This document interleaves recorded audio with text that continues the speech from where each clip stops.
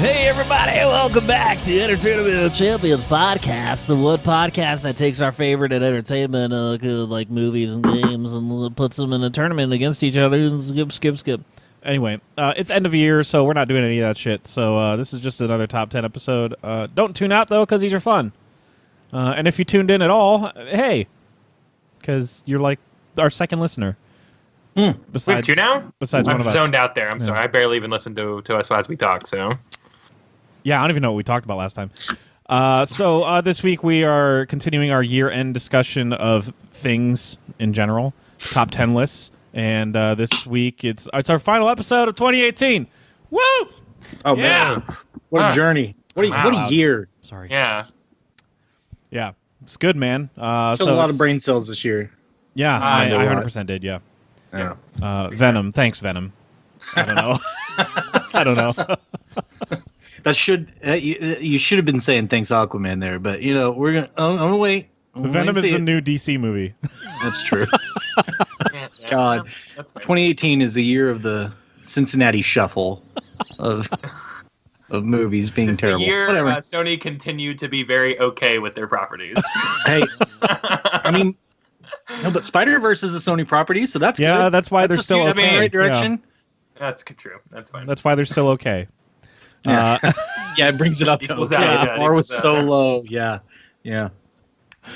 So we're talking about most anticipated 2019 movies, which is a topic near and dear to my heart. But I mean, I guess all of them are. I partake in TV and games just as much. So who fucking cares?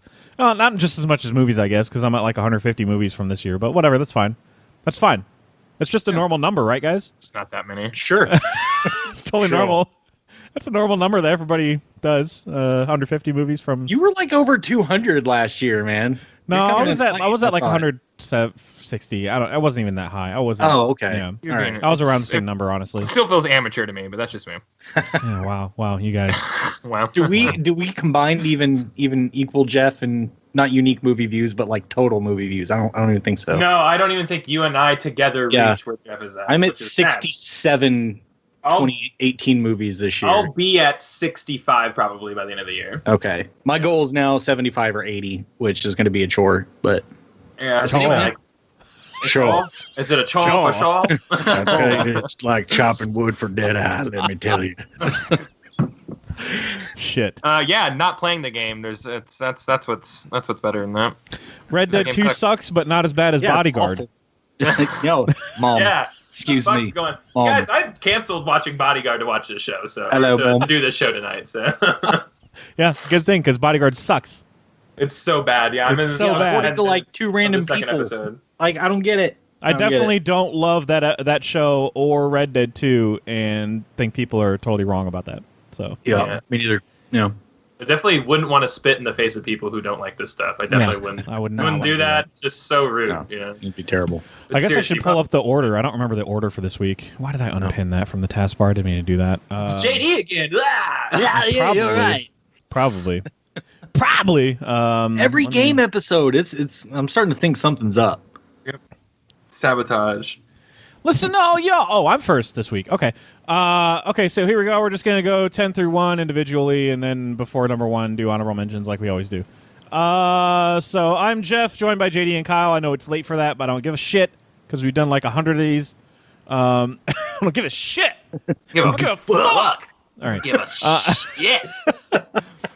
I guess I should queue up Push It, because that's when we use it for 10 episodes. Yeah, I have a feeling orders are going to be wrong, so I'll be pushing on it. My number 10 is Avengers. No, I'm just kidding. Get out of here.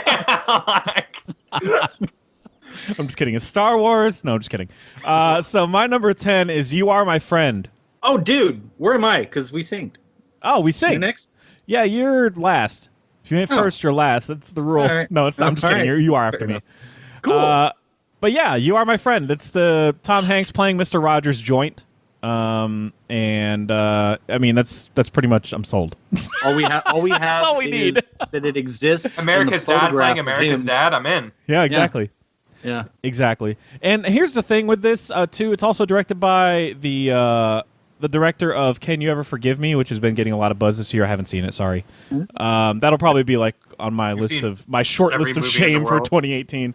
But that one's been getting like a ton of buzz from Melissa McCarthy and for the director and stuff. So that's cool. Somebody that's like good at directing is doing it. It's not just some throwaway Lifetime movie person who is just directing a movie that's like clearly mapped out. You know, it's somebody with a vision. You know what I mean? Like it's not somebody just there to cash a check. So I expect it's going to be treated like respectfully. And then after seeing, I know JD saw the documentary. Fucking Kyle. No, I'm just kidding. Hey, sorry. You know, I hate joy. So there's more crying than joy in that, but it's like tears of joy. So it's weird. Well, exactly. So. It's a weird feeling. Yeah, it's a very awkward cry though. Yeah. Like, yeah, it's weird. And then you only become such a good person. Right. Yeah. Look at what we have now, and it's nothing in comparison. We didn't deserve the tears him. eventually become bitter because you're like, we don't have anything like this anymore. Yeah. Oh, it's yeah. So I expect You Are My Friend to be just like that. And I hope so. Yeah. I think they might have just removed the title and called it Untitled Mr. Rogers Movie by now. But You Are My Friend is just such a good, like, I don't know, summary of everything he's about. Sure. So I hope they stick with it. So JD, yeah, it's your 10. So you're not excited for it at all, clearly. No, not at all. 'Cause you're after me. I mean, it's like probably because my next one is New Mutants. That's my number 9. Spoiler. So, just, oh my god, it's not. I It's knew not. it. Are you serious right now? No, I'm not fucking serious. Are you my number 2 not even gonna come is out next year. Shazam. So right. But yeah, man. I mean, it's Mr. Rogers is near and dear to all of us, and I guess. getting that little piece in the documentary, man. It just. When the news for this dropped around the same time, I think, earlier this year, that we knew that documentary was coming. Yeah. Yeah, man, all in from Jump Street, all in, all in, bro. I'm trying to remember the director's name, Mariel something, Mariel Heller. Oh. And look at this. Here we go. Look at. Well, there's some plot details now. An award-winning cynical journalist, played by Matthew Rhys, who was the dad in The Americans. He's a great actor. Begrudgingly accepts an assignment to write an Esquire piece on Mr. Rogers, and obviously, this guy who goes into the interview cynical is completely changed after his piece on Mr. Rogers. What a shocker! Because it's Mr. fucking Rogers. Wow, he really was a good person. Yeah. I wonder if it's like. Is this true or is this made up? Like, is this fictionalized? I don't know. It doesn't. It's based on an actual journalist, but they because I know his name. he got pressed. They touched on it lightly in the documentary. He got pressed about his sexuality a lot. I'm sure he got pressed on his dark side a lot too, but he doesn't. Yeah, really I mean, there were just a lot of people that did not buy it. They thought it was an act, and so I wonder if it's gonna kind of go down that route. That'd be cool. Damn, the sound mixer of this movie in October had a heart attack and fell off the second-story balcony and died. That's fucking wild, dude. That's crazy. It seems like there's a lot going on with the journalist in this movie because Chris Cooper is his dad, and then his wife. I kind of like the idea of like him being kind of peripheral, though. Yeah, Mr. Rogers, interesting. Yeah, it's kind of like it's not the same. I would say it's like Frost Nixon, but that was like equally 2 parts. That's why it's 2 different names. Yeah. I would say it's also like Jackie because there's a focus. It's the reason that the movies or the entire the reason that they're revisiting like the day that JFK got shot and stuff was because there's somebody from a publication. It's Billy Crudup, everybody. Oh. Billy Crudcrap interviewing Billy Crudup. Yeah, he's interviewing her for a magazine, trying to get her honest, like, candid opinion about things. And so, like, then she's, like, revisiting all the shit that's happened through the interview. But she's still the star of that movie, so I don't know. Hard to find another example of that. But I'm really excited for that. Anyway, sorry. I didn't mean to hijack JD's reasoning for putting in your 10. I mean, you were first, so it happens. Sounds like we're both excited for it. I don't mean to put words into your mouth, but we're both excited for it. Yeah, I mean, don't do that. I mean, because what if I backpedal later? That'd be bad. Not even on my 10, so I absolutely hate the idea of this movie, obviously. It would be if you'd seen the docu, bro. Sure, maybe, but, it's hard to get out there and see that stuff, man. Yeah, you're right. No, I should have buckled down. I really fucked up this year. I only did it because of the free tissues at Alamo. I was broke. So You jerked off during... Was that jerk? Yeah, I was gonna say, is that for jerking off into? I mean, I will neither confirm nor deny. It's a weird viewing experience. I mean, I didn't sit in the back right of the theater or anything, so I mean, I can't.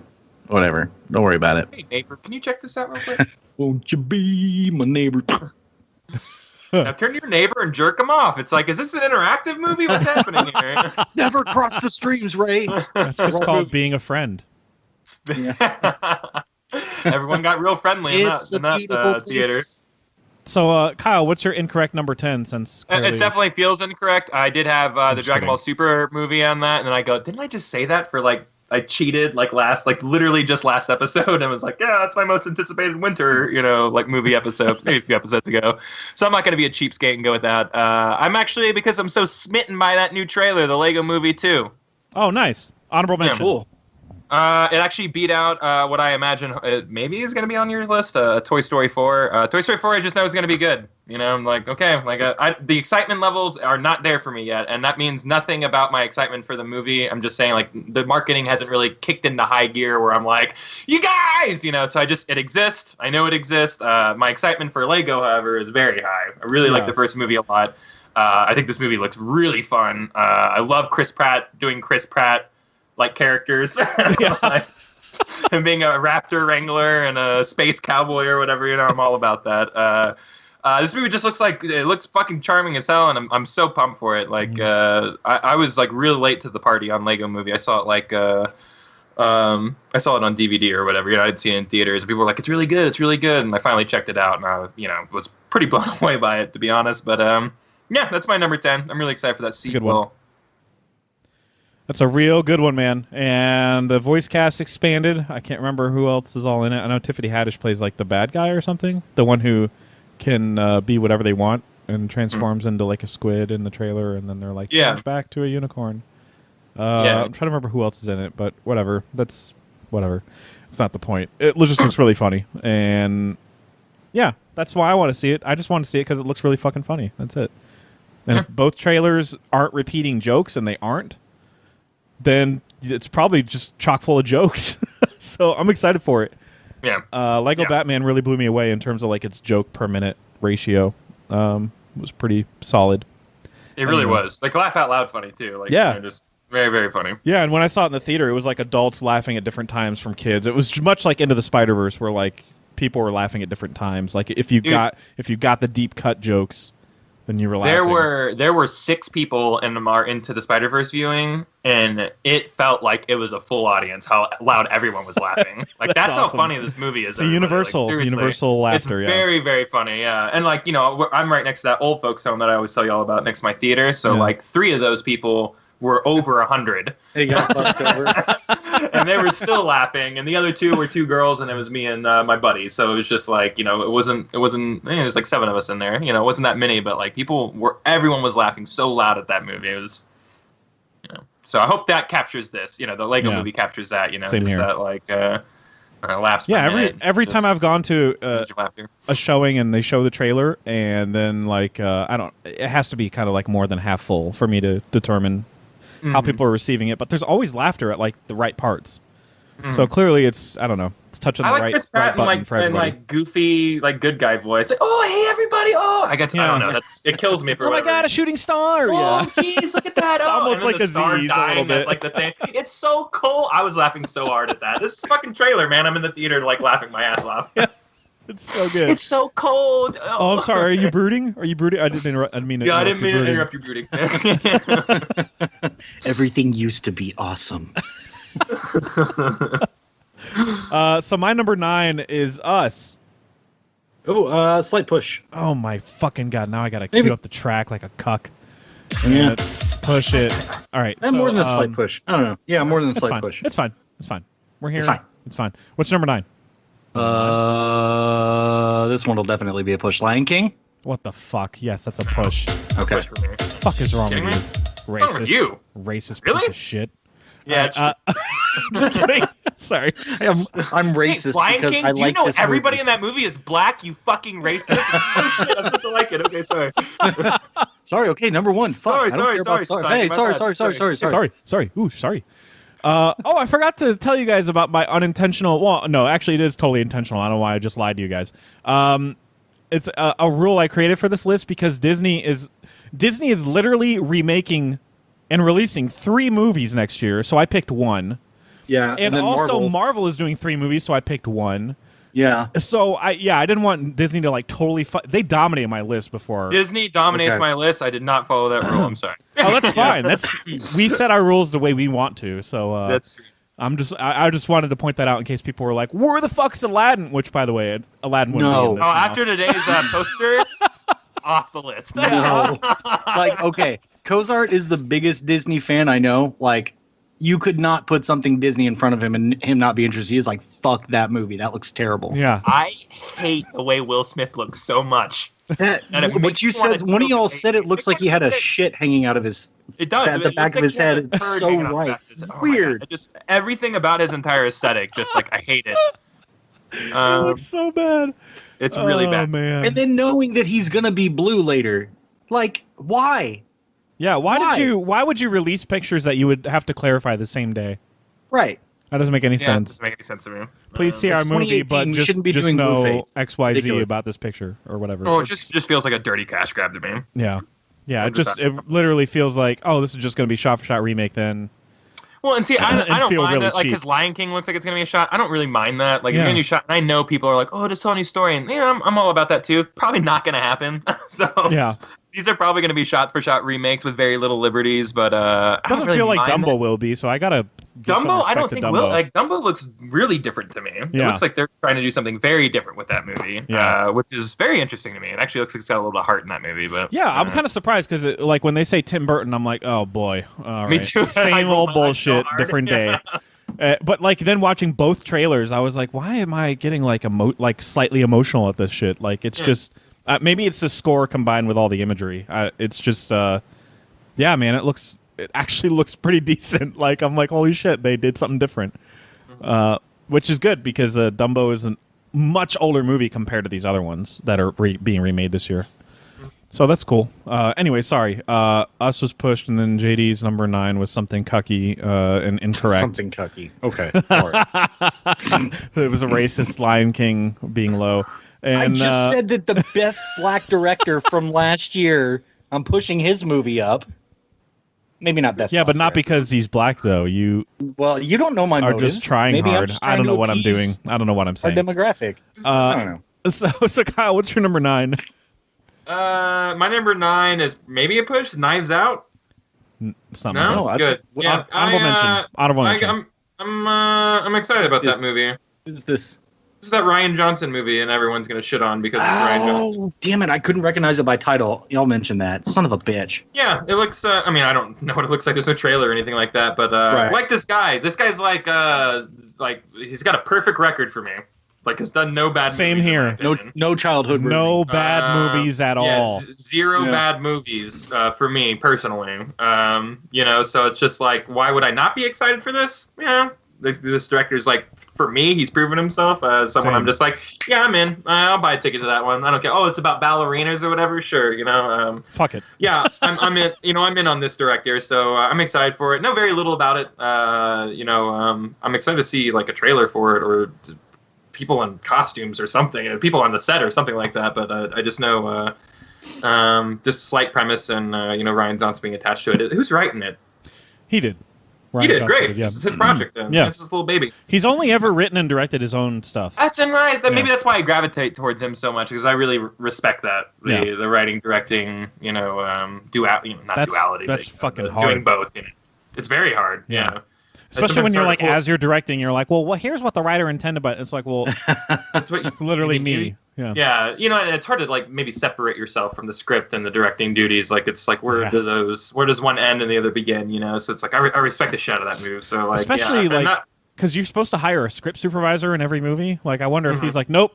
That's not what the words are. I'm changing it now. Too. I'm actually the script supervisor. I'm just excited for it on those facts alone, or those points alone. I don't really have a lot to share substance-wise with this movie. Yeah. It's just he's a good director, does a lot of good things that I like. I think I'm gonna be there. Yeah, he's real good. Also, I wanted to throw out that Brick is a tremendous movie. Love Brick. It's one of the first ones that he did, and it's like it's a current era type of mystery noir. It's kind of weird to describe. It's like a teenage. They're not really teenagers though. That's the thing. They're like 20 or whatever. It's like Joseph Gordon-Levitt when he's 20, pretending to be a high schooler, and he's trying to solve the death of a classmate that nobody seems to give a shit about who died.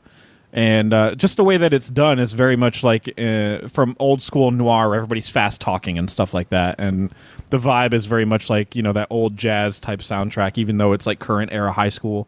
That's cool. Yeah, it's fucking cool, man. It's stylish. And this one is another mystery crime movie. That's the whole setting of it. And I'm like, oh, cool. Well, he did that with Brick, so I know this one's going to be fucking cool. It's his wheelhouse, yeah. And also the cast is just it's fucking insane. Like you get the fuck out of here. Daniel Craig, Chris Evans, Lakeith Stanfield, Michael Shannon, Ana de Armas. Never heard of her. We certainly haven't talked about her. Shut up. Yeah. What does she look like? She's probably ugly as fuck. I wonder if she thinks I'd be a good Joe or not. I don't know. Was that too deep of a cut? I get it. A good J.O.? Don Johnson, Jamie Lee Curtis, Toni Collette. Oh man, she's going places. Chris, she's pretty good. I don't know if you guys know that. Rising star. Christopher Plummer. Who did he replace? And let's see. I get that reference. That's about all the. It was Kevin Spacey. You replaced Kevin. Main names that. Yeah, honestly, he probably could have been like somebody Ryan was like thinking of, and then he was like, you know what? It's like Kevin. Actually, what are we gonna do with all these Kevin Spacey roles that we hire him for? It's like just fucking get Plummer in here. We'll just give him all the shit. But anyway, that cast is ridiculous, and like there are names in there combined together that I'm like, why are they in this movie together? Like Keith Stanfield being in there with like Chris Evans and shit. I'm like, I did not anticipate them being in a movie together. I don't know why. It's just different acting styles and stuff. But anyway, I'm excited for it. Also, I'm racist. So my number 8 is not going to be in anybody's list, and I'm really excited for it. I'm super excited for it. Hell, this could have been higher. It's a movie called All You Need Is Love. Yeah, but this is a push. What? Hold on. No, it's not. Is this a Beatles movie? The premise involves the Beatles. Does it? Yes. Okay. You tell. So this is the premise of this musical is it's a musical, by the way. Is this one guy?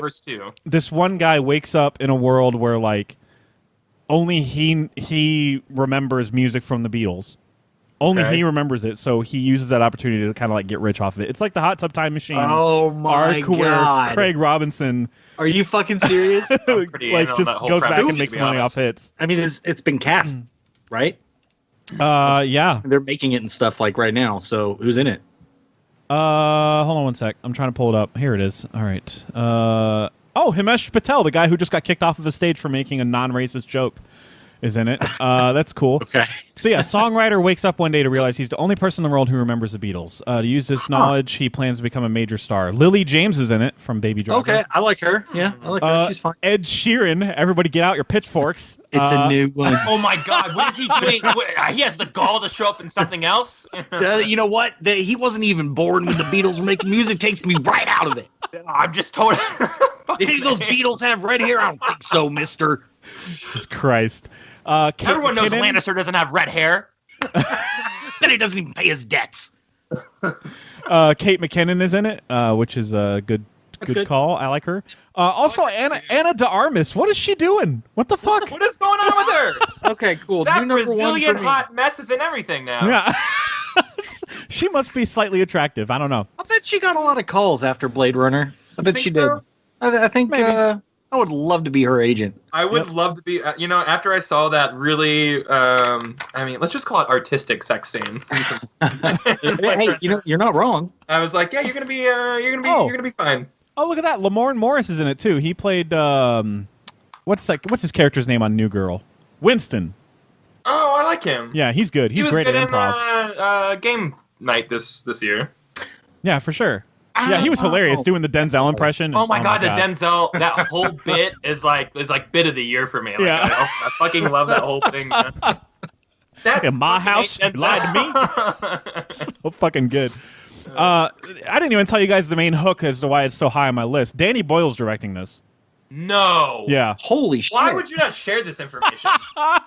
Got you. What the fuck? Yeah, you kept this. Really, you kept this for yourself. So is this crazy? Did he do this after he got dropped from Bond?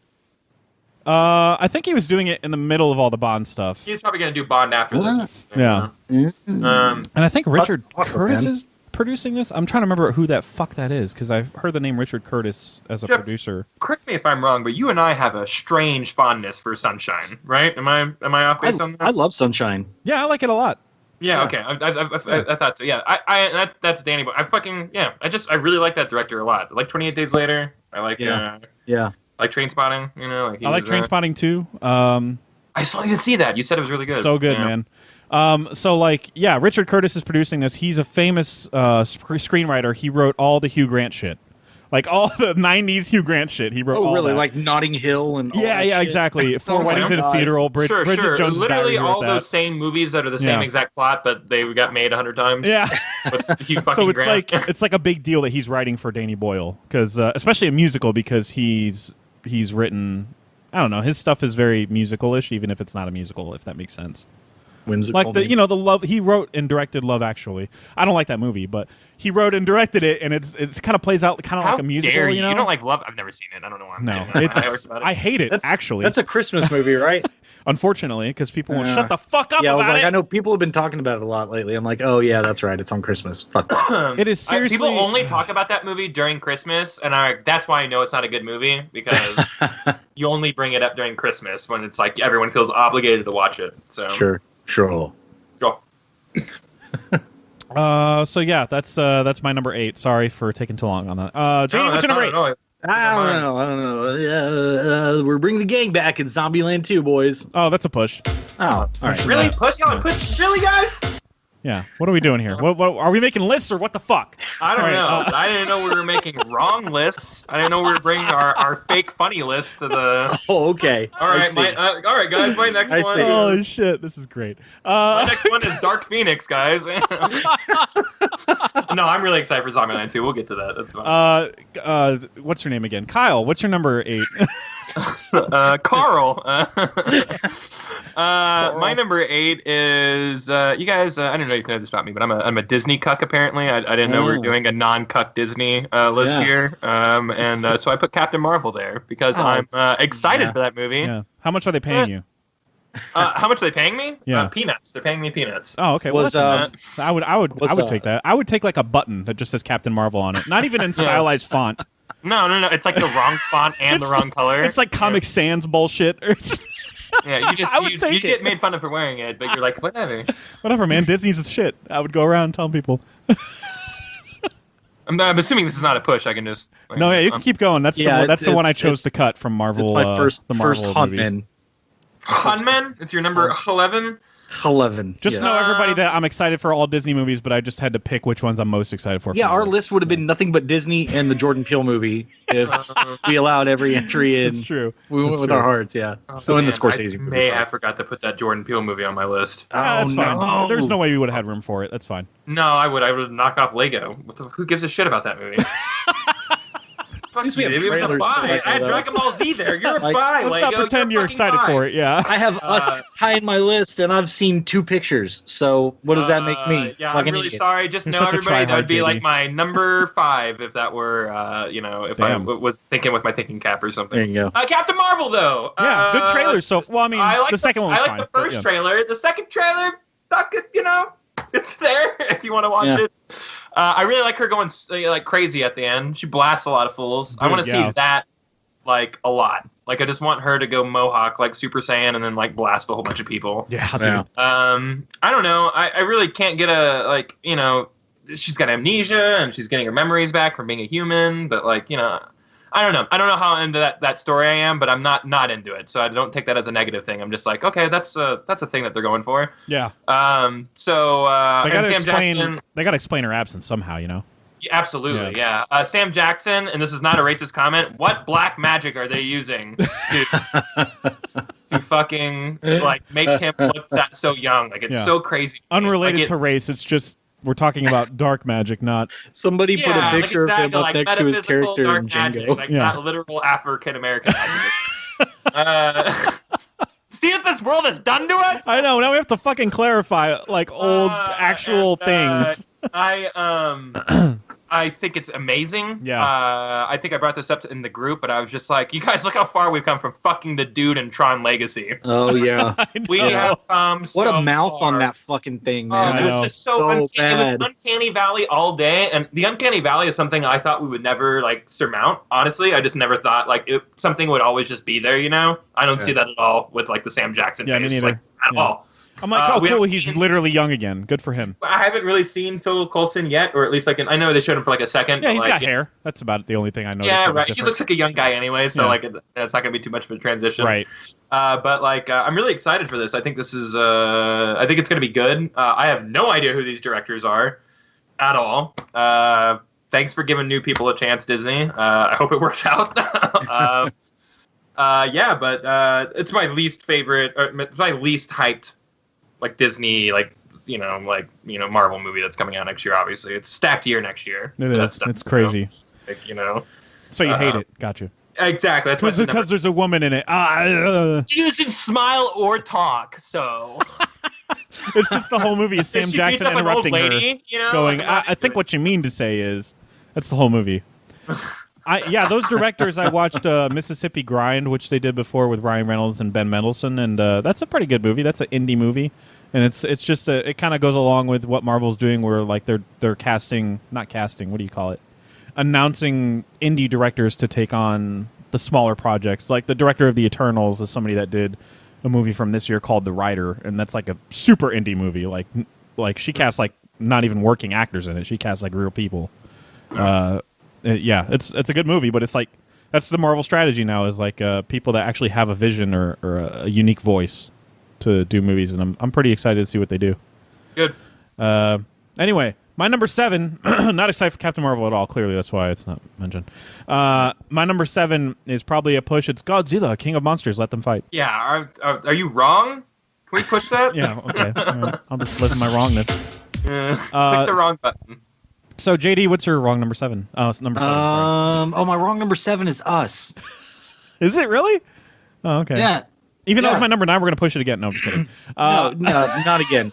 No, man, I just think, like, it doesn't really matter what the movie is about at this point. You know it's going to be weird and compelling just based off of the two I get the posters feeling that we've got. The trailer won't tell us jack shit either. No, trailer's not going to tell you jack shit outside of aesthetic. No, because look at Get Out. Like, you just thought that was like, oh, it's a creepy movie. Okay. Sure. And then you watch it and you're like, holy atmosphere, fuck, but there's a that's lot of subtext going on there. All I'm like is, all right, shears are gonna come into play. Like there's a big pair of scissors and the letters are like sheared, like they've been ribboned or whatever. So I don't know. I don't know what the fuck they're going for here, but I love it. Yeah, I'm excited. It's the premise, I guess, is Lupita Nyong'o and I don't know. Say her last name. No, you nailed it. That was And totally Winston right. Duke. So basically, two people from like Black Panther. That so she was the spy lady.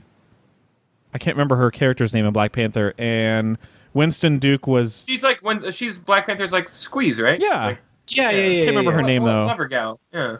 She's great though. I love her, and she's also the what's her name? And Maz Kanata. So that's Lupita Nyong'o. Yeah. Yeah, there we go. That's what I was saying.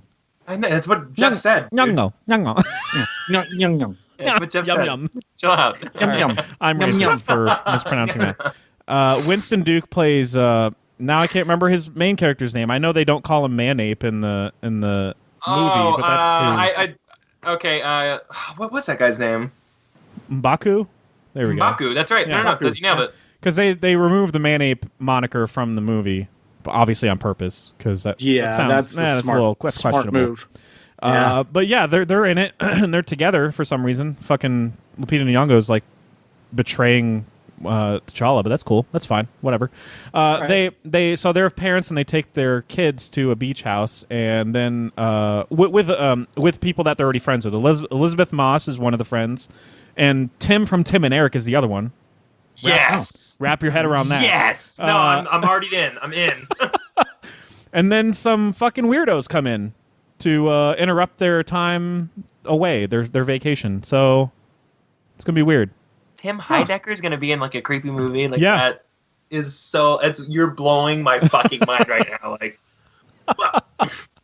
I don't know about any of the other actors who are in it, except for like I think Kara Hayward was the young girl from Animal Kingdom, Moonrise Kingdom. Yeah, man, she's still doing okay. Good for her for acting still. I didn't know. I've never seen her in anything else, so that's like cool. The little girl, like yeah. the lead. Yeah. Oh she's wow. Okay. yeah. Good for her for getting other shit. Apparently, she's been in other stuff. She was in Manchester by the Sea. I don't fucking remember her at all. Good for her though. Anyway, yeah, there's a lot to be excited about. Mainly because it's crazy that Jordan Peele did one fucking movie. And all of us are like, oh, yeah, that's going to be like an event next year. Dude, it's going to be it's going to be a cult. Like, it's Star Wars. Yeah. Yeah. Seriously, I think he's earned it, too. I don't know, like, what other director in the world has ever, like, done one, like, immediately, and everyone's just like, keep doing movies forever, man. Yeah. I think it's like, just, it was so drastically different from what you thought he would do with the movie. And like executed in such a masterful way. Like, he's been doing it for 1,000 years. Like, it's just, it's so... It's hard for me to wrap my brain around, like how it's crazy, man. And when I go back and watch that movie, which has been a few times since it's come out, like I'm just like, I think I ranked it like not low, but like not where it should have been that year, and it fucking haunts me. Like it haunts me so bad because I get so much more out of that movie every time I watch it. Yeah, that's one of the most gratifying movies to rewatch. Well, from last year specifically, but like, yeah, that was in my 10 somewhere, and even putting it in the bottom 5, I was like, this is too low. Like, this is too low for what he did. My point. I think it was at 8 or 9 for me, and I was just like, no, I think I fucked up everybody. For him to nail so many genres in one movie and to never feel like, oh, he doesn't know what genre he wants to do. Like it felt like a horror movie the whole time. When you told me, comedy, like, you know? I don't know, it wasn't you, but like the proverbial you, like when someone was like, hey, Peele's gonna be doing a movie, I'm like, the sketch comedy guy? Like, oh, all right. All right. Fucking great. Whatever. Yeah, good for him. Yeah, it's fucking great. He's funny, you know, and then it's just like we're talking about this movie, you know, like a year plus later, and it's just like, oh my god. I'm excited for his Twilight Zone thing too. Me too, man. He's like the narrator, host, or whatever. Yeah, he's producing a Candyman. Yes. I hope has something creatively to do with it too. I've never seen any. Well, is there only one, or I don't? No, there's like 10. Okay, I figured it was like a Hellraiser thing. Yeah, I've never one of seen them's any. Good, and it's the first one. Watch that one. Yeah, that's what I've heard. But it's cool that he's setting it like specifically in like a rural like area or whatever, like in a black neighborhood or whatever. He's setting it in a specific area that's gonna like feed the story better, more or less. I don't know anything about the story though, so I can't speak to that. But I know people when they announced like the setting and the premise of it, like people were like, "Oh, that's gonna be fucking good." Like on Twitter, at least they were saying that, and I was like, "Oh, interesting." I don't know anything about that, so that's cool. Us is cool though, man. I love original ideas and shit, and the idea of social horror movies is something untapped well, surprisingly. He's just nailing it. Well, just with one movie so far, but still, he nailed it. Yeah, it's hard. But number 7, though, you're wrong for that. No, I'm just kidding. Okay. Kyle, what's number 7? I just want to double down on I love Disney, and I love Marvel movies, unlike other people on this podcast, apparently. It's Spider-Man Far From Home. Is it a push yet? A little bit? Somebody else loves it. Great. All right. That's going to be terrible. I thought y'all both... Spider-Man Far From my list. I feel like, by your own design. Yeah, that's good. No, I thought y'all were in cahoots on this like list thing, and I'm like, we only brought one Marvel movie. Shit. It's a push up. We'll get to it. I picked one, and it was like obvious which one I was going to pick. Obviously, yeah, sure. If you're going to pick one, I mean, there's an obvious candidate. Yeah. But, right. You know, the Spidey hype is so real right now. Oh yeah. Like, come on. Anyway, I came straight home and looked to see if the DLC was on sale because the game was on sale and it wasn't, and I got so fucking mad and I bought it. You know, I'm getting that deluxe edition as soon as we fucking hang up right now. It's that bad. You were like, yeah, it's only $10 more. I'm like, yeah, it's fucking worth it. You kidding me? It's a $25 piece of thing. Right? No, I wasn't even asking. I was exclaiming. Like, oh well. That's funny. What? That's awesome though, because that's a great fucking game. I'm excited to play that, man. In 2 days or whatever, the DLC. I have to catch up this weekend, so I'll be ready for it. So, but it's gonna be like a whole set of new shit for you. That's going to be awesome. Yeah. And you're I going to have the whole hate Screwball so much. You're going to be like, I'm so tired of this bitch. I'm going to have to relearn. Oh, God, I already hate her. I'll have to relearn how to play that game because I haven't touched it in 3 months, so 2 months. It feels so easy and natural to get back into it, honestly. You think the controls will throw me off of my God of War run through now? I never feel that controls mess up on it. Like, I never trip up. That's just... I mean, for PC stuff, nah.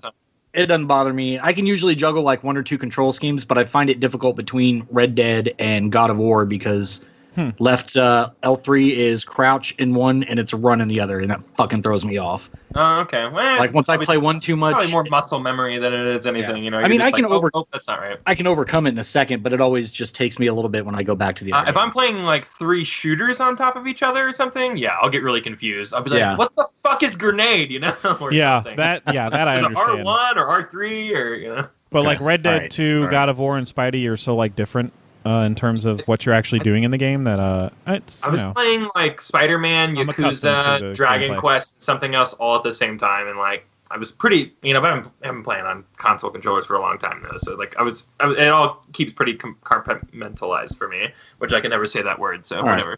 Compartmentalized. Nailed it. Got no room for the word because you got the skills with the sticks, so that's what it is.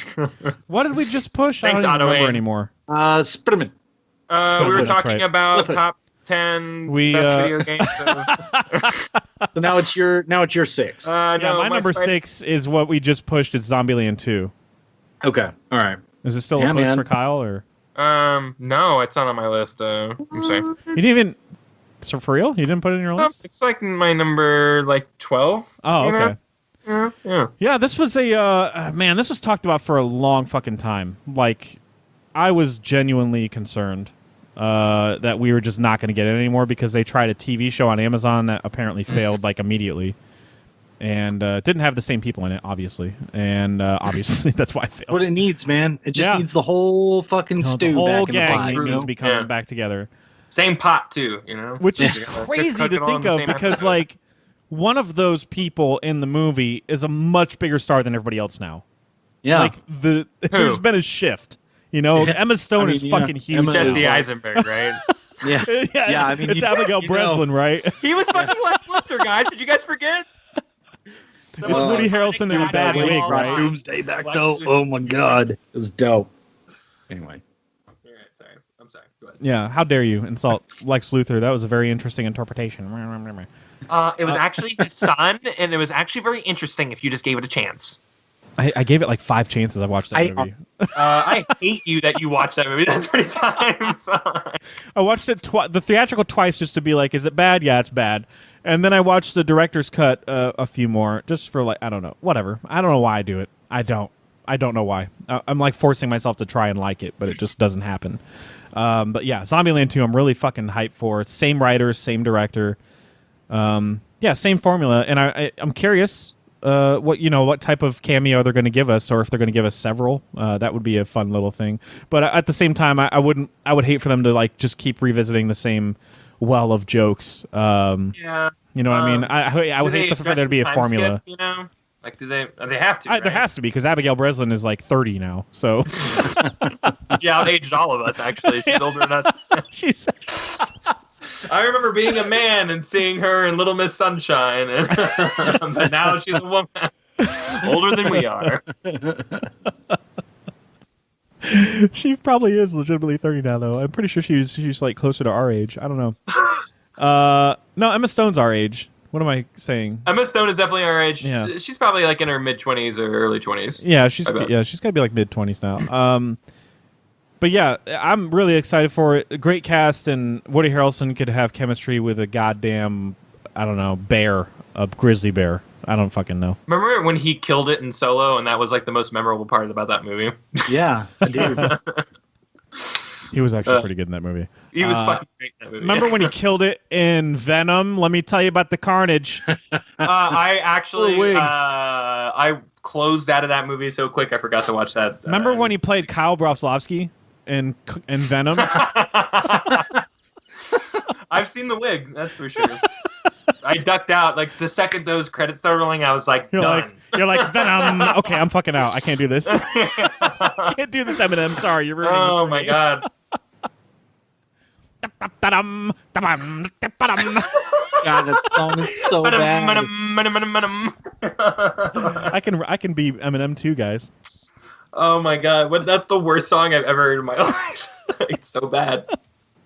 I'm trying to see if there's And any I love more Eminem. I casting grew up on him. information, but it was like a surprise like announcement, and then they were like, "It's not gonna take us that long to film it. You know, we're gonna have it done by Halloween, or it's gonna be released by Halloween, which actually would be the 10th anniversary of the movie." So yeah, same writers as that and of the original and Deadpool. Like those guys are huge now. I remember the word of mouth of that movie being like just epic. It's not a movie I saw like opening night or opening weekend or maybe even opening month, but it was just like people kept on coming over and going, Right. "You seen Zombieland yet?" Yeah. I'm like, "Oh man, you gotta go fucking see that movie." You know, it was one of those ones that people were just really beating the drum for. So yeah, I'm excited that it's coming back. Same here. Obviously, that's why it's on my list, and Kyle hates it. So Yeah, I was compensating. I don't know what you were doing. So JD, I'm like, I feel where did bad. you have this one? I forget.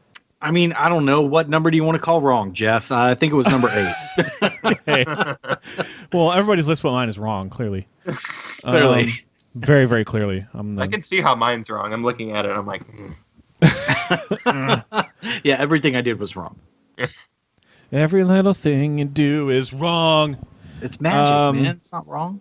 All right, so that was my number 6. So Kyle or JD, JD, what's your number 6? Spider-Man. oh, it was a little push. Spider-Man does the thing that a spider can do. Wait, so Yeah, I man. missed the whole joke. Like you missed the ending credits of I did. Spider-Man? Wow, I dude. missed it It's like the hard. best I don't part. know how. Because I It's know your it was first Marvel mentioned. movie? Yeah, it never is. I've never been to one before. I told Jeff, I don't know if you were out of it, but dude, a biological bodily reason was needing to take place as soon as possible, so I got the fuck out of there. I I think feel shit it. hit. Okay, I've been there. Yeah, we've all Yeah, been there. yeah, dude. I mean, like, yeah, it was primo. Let me tell you. Yeah, I felt like a fucking idiot, and oh well. If it makes you feel better, it's more just funny than anything. Oh, okay. Yeah, that makes me feel better. That it's Yeah. exactly. It's just like probably It's the just biggest like laugh in the great. movie. Yeah, Yeah, it's no just big great. Yeah, I feel better about it already. I appreciate that. It'll be on the internet soon. I It's think. got to be, right? Internet. Yeah. Internet. Internet. Yeah, man. This movie, I think we're all hyped for it. If we didn't have the rule in place that Jeff put, I don't know. It's just a I don't me know. thing, guys. Just a me. I know. Just for me. I would like to think it might have made the list. I think we're all excited to see where it goes. It wasn't my 10 at first, and Yeah. then I was like, all right, guys, this is ridiculous. Like I had Captain Marvel at 10, and See, I was like, our lists are ridiculous. I got to know. include something in here that's different, at least for my sanity. I don't know guess. when we're going to get a trailer for it, but I hope it's soon. I want to see what Soon. Mysterio looks Yeah. like as Gyllenhaal. Isn't it coming like in the next couple weeks? Maybe? Yeah, before the year ends, I'm sure. Yeah. All right. Didn't Brazil already see it or something? Yeah, the comic count. It can't. Man, they get everything, man. Why do Like, they get everything that we don't get? Dude, did you gorgeous see women the footage everywhere of like Brie Larson this? posted footage of herself walking out to the stage? There were the most amount of people I've seen in one like area at a Comic Con. Like period. It was like so many fucking people were out there. I was like, okay, I get it. You guys get the trailer. I concede. Right. Like it was. They're very insane. hyped. Yeah, it was like one of the biggest like whatever convention halls I've ever seen in my life. I'm trying to find her video. It was on Instagram, I'm pretty sure. Brie Larson. Where's the video you posted? Oh, there it is. Jesus Christ, there's so many people. Well, I guess it looked bigger on my phone. It's still quite a bit of people, though. Who's the biggest, largest turnout at any convention in the history of I conventions? just played some of the audio for Forever. the people listening. It's monumental. and, Trust, there might be photographic evidence to the contrary. Don't believe it. Don't The buy it. It's biggest- fake news. For the people listening, they just heard the audio of the fans cheering really loud. Anyway, sorry. Spider-Man Far From Home. I can't believe they scored Jake Gyllenhaal for a Marvel movie finally. Yeah, dude, that's insane, man. They are getting so A-list, excited for that. A++ list fucking actors for these movies now. And I like how like DC is like courting him for like Batman. You know, like, oh, you should play Batman. He's like, nah, I'm gonna be Goofy Mysterio. I fucking love that. That's a fucking cool choice to me. I'm gonna be a hacker / blogger / CG specialist Mysterio or whatever. Like that's just crazy. Yeah, I'm really fucking hyped for that, dude. And I think, hold on, I'm trying to find the goddamn cast list because I know JB Smoove was casting it too. I wonder what he's gonna play. Yeah, nice. Just play himself. Larry Who cares? David too. I want him to be like surprised he's like Miles Morales' dad or some shit. He plays like the cop of Oh, dude, but that would mean that him and Donald Glover are, like riffing off each other because they'd be Donald brothers. Glover, That's Donald true. Glover. Fucking dope, man. Oh, it's such an age gap there, but it's okay. I think Donald Glover and Smoove would have to be brothers, I guess. And so I think this specifically happens, you know. I think this specifically happens in Europe, and if I'm not mistaken, Fury recruits Spider-Man to team up with Mysterio to battle a villain. Fury's gonna be in this movie? Yeah, Fury and did I miss that piece of news? and Maria Hill are going to be in it. Oh man, but they're dead. How did that happen? Expert on the elementals. What the fuck are the elementals? Because that's apparently the villain source, and then Mysterio becomes the actual villain. They're 4 extra-dimensional humanoids who become immortal with powers over natural forces. Blah blah blah blah. Interesting. So there's like 4 people that he and Mysterio have to team up for. It's like a Suicide Squad kind of, but the hero and villain team up. I don't know. I'm pretty sure, obviously, Mysterio's going to go bad on this one. We just fucking have a Kraven. You know. Oh, dude, I want Kraven so bad. I really do want. Maybe not Sony. I don't care. Not who. Sony. No. But I do want them to do like when they were like, "Hey, we're going to do like a spin-off of Kraven." I was like, "Okay, that's fine," and then just put him in the Spider-Man movie after. Like, he's actually a person I wouldn't mind having a spin-off for first. He's one of my favorite like Spider-Man bad guys. Yeah, same here. So like, yeah, even if Sony was like, "We're gonna do it," I'm like, "Oh, if we have to," but really, I just want Disney to scoop him up and like make him go good Same bad here. guy. I like that Michael Keaton's back for this movie too. I don't know in what capacity, Oh, I but didn't know that. yeah. God, you're blowing my mind right now, man. Like, I'm so out of the loop on this movie. Apparently, I don't see Tony Stark on the list of cast here. That has me concerned. Oh, probably Has me dies. concerned. Probably dead. Probably dead. He's probably dead. He's probably dead. Alternate He's a dead guy. dimensions. You never know. Skip it out and do that dead guy. He's probably a dead. You know what? How can he be in his movie if he's dead?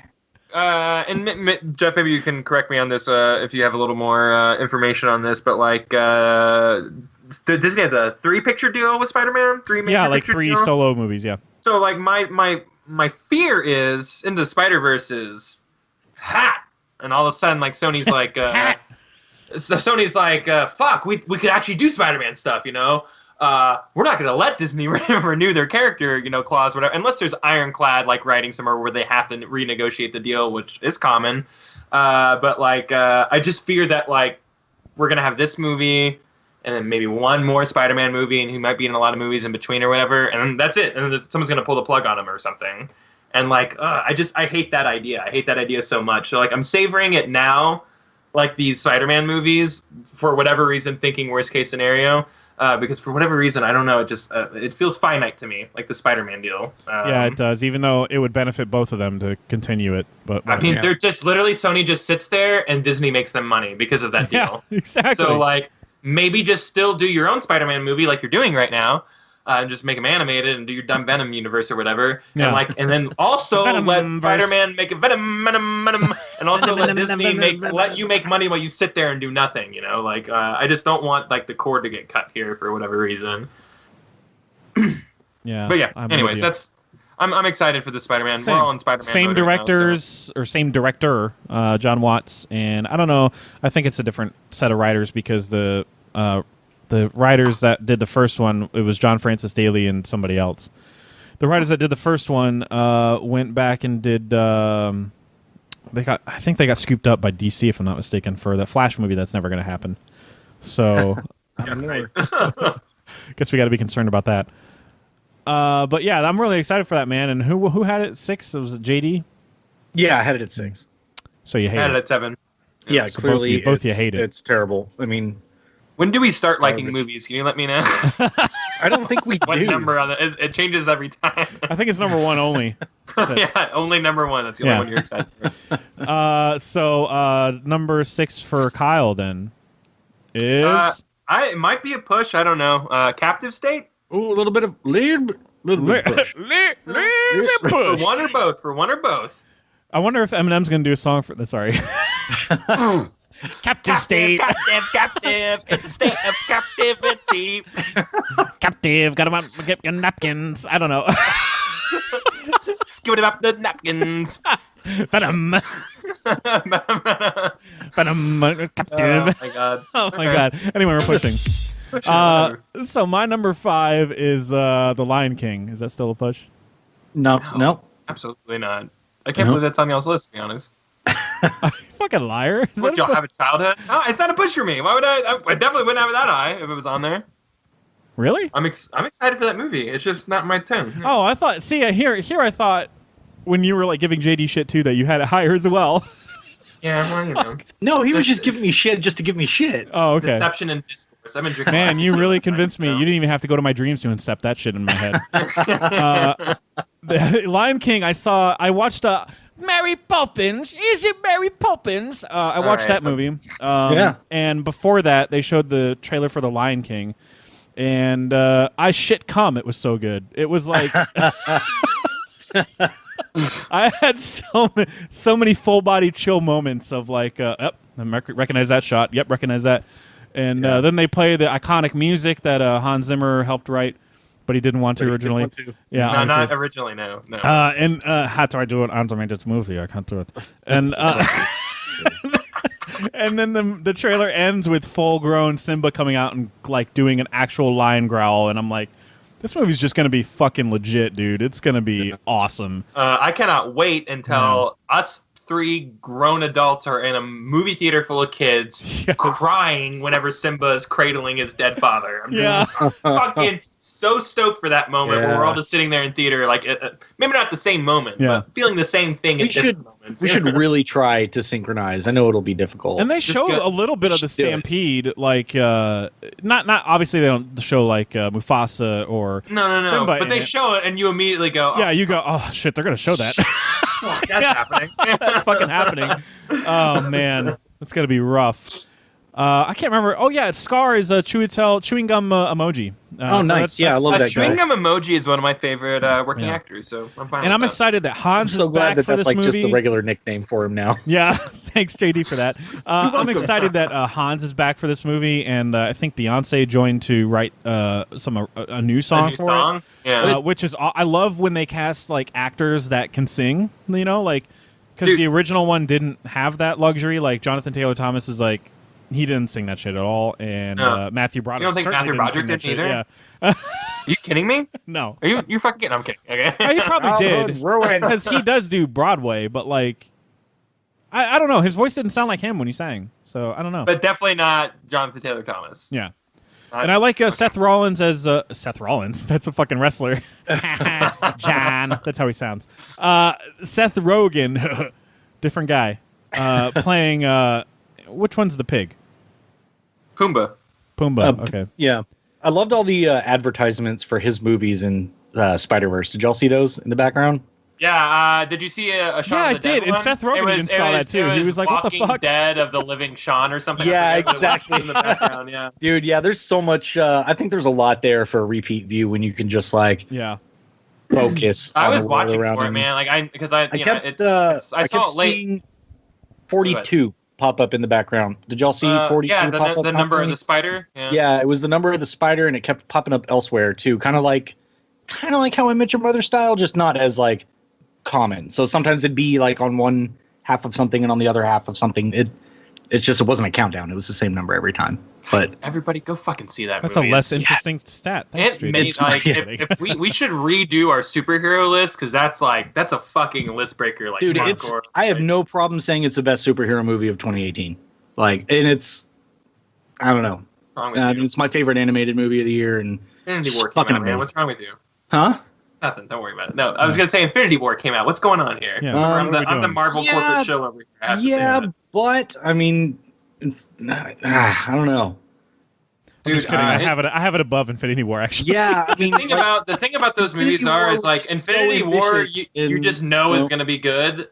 Spider-Verse is the fucking surprise underdog. Like, I mean, it's not an underdog. It's definitely getting its dues now, but it's like people didn't know how good this movie was going to be. Whereas, like Jeff, you were sharing trailers about this like last December. You know, like check out this movie. I'm like, what the fuck's going on with this movie? You know, like it just, it's just there was no like almost build up to it. Like it just came out and everyone immediately, like that Zombieland effect that we were talking about earlier. Everyone just immediately like wildfire started talking about it. This is so good, guys. Everyone has to go see this movie. It's so good. And all that hype, and I saw it like a week late. Like it just, and I had a year of hype, just like building and building and building, and it exceeded expectations. So like, I'm not going to sit here and tell you your higher rating for that movie is wrong because it's not. Like, it's just not. Like, and surprises are always fucking superior. Like it's so. I don't know. It's special, man. It's a really fucking special movie. It's the appeal. I mean, it's exactly like how I felt with Incredibles, where it's you have grown adults and kids laughing at the same stuff. But I feel like this movie just meant more to the audience that I was at. Like it was just. I don't know, man. I haven't had an experience in the theater like that by myself in a long time. Yeah. Where I just felt like everybody, we were all there for the same level of fun. We were all. You guys know I saw it like 2 weeks early, and that was a full ass screening. Yeah. And I was sitting next to a guy that also bought a solo ticket. Like he was by himself, sitting right next to me, laughing at the same shit I was. We were both like aware, of the deeper cuts and stuff. Like right. God damn, it was such a good experience. And the dude next to me was losing his shit at the post-credit scene. Like, losing his shit. Rub it in. In a way that he wasn't during the movie. Because, like, he was just, he didn't expect the meme to show up, Like, he didn't expect that. Yeah. It was so brilliant. It's perfect, man. And it opens, it's just perfect. It's the most perfect ending, like, scene ever. Almost as good as, oh my god! I mean, there's too many other really good examples. I'm not gonna go down that rabbit hole. Deadpool 2's was really good. Yeah, that's a really good one too. Yeah. It was. That's true. Guys, get out of here. Yeah, but definitely Spider-Verse. I do have above Infinity War. Honestly, I do. Yeah, I'm not gonna sit here and like fight y'all on that because it's again. You still have Infinity War higher? No. I actually have I have Spider-Verse higher. So. Oh, okay. Only a little bit though, right? Because Infinity War's in your 10, right? Bit. Yeah. They got removed from my 10 for Spider-Verse. So. Oh, I would call Infinity War greater in the in the scope sense and just what it means to comic book movies. Yeah, dude, that's it's 20 movies worth of shit right there. We all have weird Jeff rules for our. I guess we can't call them weird Jeff rules if we all have them for our top 10 of the year. I have weird rules as well. So I wanted to allow that one superhero movie on there just because like that genre does mean a lot to me. And like in the last few years, I've shied away from like putting anything in that genre in my top 10 just because like there's always more sophisticated and better movies put in there. But like I'm not going to sit here and kid myself. Like that genre is like very important to me. And now we are in the quote unquote end game in certain like universes. And I wanted to show respect for at least that. And then fucking this movie came out. Yeah. Fucking ruined everything. Yeah. Fucking ruined everything. I like the idea of like purposefully curating like a top 10 list that is specific to like a genre. You know what I mean? Like instead of having like, well, it's all Disney movies. So, or whatever, like here. Yeah, or it's all horror movies or whatever because it was a pretty good year for horror. I don't know, just doing it different, kind of like Cinefix does, where they put together a list and each number is like a specific type of movie or pick instead of it being like number 10 is this because it's less good as the other ones. It's like number 10 is this because it's a noir movie tackled in this way or whatever. I don't know. That's interesting. I'm probably not going to do that this year because I put way too much thought in my list already as the year went along. So maybe next year I'll consider doing it that way. Anyway, Lion King's going to suck. So number 5 for JD. 5. For Lion King, Donald Glover and Beyonce singing together, magic. Yeah. I'm ready. Yep. Oh, yeah. That's it. That's going to make me pregnant. Yeah, I'm going to get pregnant from that. Yeah, I'm in. Is that a Tracy Jordan? Yes. Yeah. Yes. Not racist. Y'all racist. know? It's Tracy Jordan. A little bit racist. No, it's a little bit. No. A little bit. Love it. Anyway, speaking of races or shitty races, anyway, The Irishman is my number 5. I don't know why. It's a slight push. I'm not taking it. Oh, slight. Fuck. Did you forget to put that movie in my list? Oh wow. Everybody, ladies and gentlemen, man. I just want everybody to know that my number 6, if we were Knives Out, would be out. So. Hey, I'm just saying, Netflix always gets to Shaft at the end of the day, especially when we're coming when we're doing these lists. That's a hard. I'm a huge Scorsese fan. If it's a little bit of push, we'll get there. I'll talk about it later. Yeah, it's a little bit of push though. What's your number 5, Kyle? My number 5 is the before push Godzilla.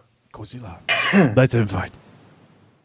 I bet Ken Watanabe in this movie goes, "My bad for letting them fight," because there's so many monsters. Yeah, I'm sorry. I said let them fight, but this is my fault. I am a mega Godzilla fan. Yeah. Huge Godzilla fan. Grew up with the toys, grew up with the black and white Japanese movies, grew up with all that shit. Just big into that. Love Mothra, love all the monsters, man. Big into it.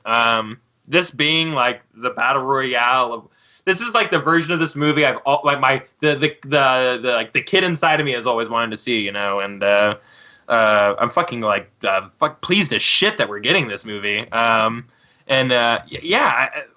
Those posters just came out with like all the different Rodon and like Mothra and all the different monsters going to be in that. It's just like, man, this movie's got me really hyped, and the trailer was really good. All the other little tiny like tidbits we've gotten so far have been really good. The cast is fucking incredible.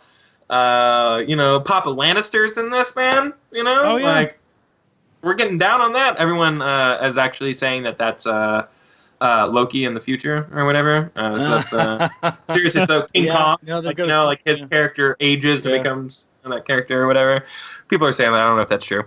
Could be true. I'm excited. It could be. I'm excited, man. I want to see these big monsters fight each other, man. It's gonna be fucking ultimate destruction. It's gonna be so cool. It's gonna be so much spectacle, and the whole idea that they're like steering into like Godzilla's on our side thing, like that's how it is. So like all these people who are like, that's dumb, I hate that. I'm like, because you've never seen a Godzilla movie before, have you? You know, or you know, like the first one is more, you know, he kind of like just kind of destroys things without any kind of reason or whatever. But the second that other monsters like are getting involved, like Godzilla, I feel so stupid talking about it like this, but Godzilla like realizes like this is my home, you know, like this is I'm gonna fight these monsters. This is my, you know, I'm king of the monsters, and I'm king of this world. This is my turf, you know, and he becomes like an ally to the humans or whatever, and like they're steering the fuck into that, and I like that. Yeah, man. that's how that first 2014 movie ended, more or less. I mean, because another monster was rising up at the same time he was.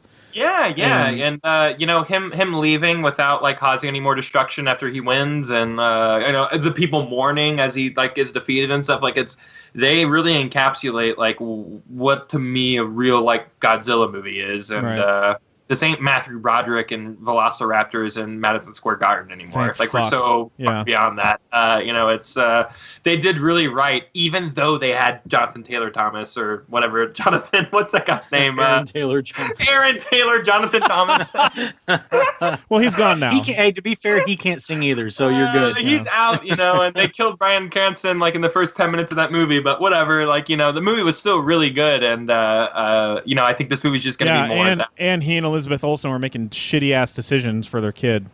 Yeah, the whole movie. You guys stop? Like, but just whatever, that's fine. You know? Yeah, they suck. I wonder if the kid in Godzilla is the daughter from Aaron Taylor Johnson and, well, I guess Quicksilver and Scarlet Witch. Shit, that's gross. Just that way. I wonder if it's like that kid, but like more grown up, even though it's, you know, Millie Bobby Brown, totally different person.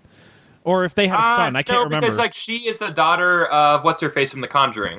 Oh, okay. They said that. Vera they Farmiga, said that, yeah. Thank you. Yeah. Yeah, I think it's really cool how the trailers, or at least the marketing in the trailers so far, has kind of pushed 11. I guess we're just going to call everybody by alternate characters. Let's just call everybody by their character name, man. we're like, they're pushing her as like an emotional core to the movie, which I think is interesting and the right call, because you can't just have spectacles, but you have to have something to grab onto. There has to be a human element, and I think making her a focal point's a good idea. Even though I'm, you know me, guys, I'm firmly against kid actors all the time. Like, just but she's the kid actor, you know, like she's so fucking good though, and that whole cast is great, you know. But like, she is fucking amazing, and she deserves to be in a huge movie like this, you know. I'm glad. I'm really, really glad that like they're taking that direction too. After Kong Skull Island focused on like military stuff that I really didn't care as much about. Whereas this one is, more towards like a family dynamic. Yeah, same here. And I really like Skull Island, but there's a lot of flaws in that movie. Yeah. But man, that movie's a shit ton of fun, and the guy's gonna make a Metal Gear Solid movie, so get behind it, everybody. Also, I'm really pumped for Godzilla vs Kong. Like, Adam Wingard is still. I know he did Death Note, and that wasn't very good, and he did Blair Witch, and that wasn't that good either. But like, still, I have faith in the guy enough to be like, well, they wouldn't pick. I mean, they picked the guy who did Krampus for fucking Godzilla King of the Monsters, and look at how it's turning out so far. So, I wish you wouldn't have told me that. I kind of wish I put that more down on my list now. Yeah, it's probably more of an 8 now, guys. Oh, that director? Oh, shit. Yeah. Shit. Fuck, yeah. Yeah, I'm pumped for it, though. Not for the same reasons too. I don't have the affinity for it from, like, my ute. We used to have sleepovers for my birthday, and we'd watch that movie. And like, That's awesome, half of my friends would hate it. Like, this is stupid. It's like, you guys don't fucking get it, you fucking nerds, Because that's how I talked when I was nerds. a kid. Yeah, that's how I talked when I was a kid, obviously. So, yeah, I love those movies, and I know that like not everyone grew up that way, but like, man, even like you were saying, like even you are like catching on to like what's like cool and spectacle about this stuff. So. Yeah, those trailers just been killing it, and those posters, like you mentioned, all the revealing all those. Put those on my wall. Monsters. I want those posters on my wall. Me too. Hashtag me too. So my number 4 was the slight push from earlier. It was The Irishman. Okay, all right. Hey, how you doing? Hey, this whole movie's just how you doing? Hey, how you doing? Hey, yo, what's going on? And it's Pacino too, though. So it's like it's a Heat reunion, and on top of it being a Godfather Part 2 reunion, but they never did any scenes together. And Pesci's in there for that one. Reasons. But yeah, The Irishman is slated to come out in 2019. I think people were kind of like, well, it's going to get a Christmas release in 2018 so it can get awards and stuff, but I think they're not doing that at all. Past that, yeah. Yeah, this one is focused on Robert De Niro playing the titular Irishman. Can you milk me, Greg? See? Titular. And he plays a person who is potentially connected to Jimmy Hoffa's being, murdered / disappearing, and Al Pacino plays Jimmy Hoffa. Cool. And Joe Pesci's in it, coming out of retirement for this one. I'm really excited for that. Anna Paquin, Bobby Cannavale, Ray Romano, Deborah, Harvey Keitel. This is all sorts of Scorsese reunions going on. Jesse Plemons is in this. Jim Norton.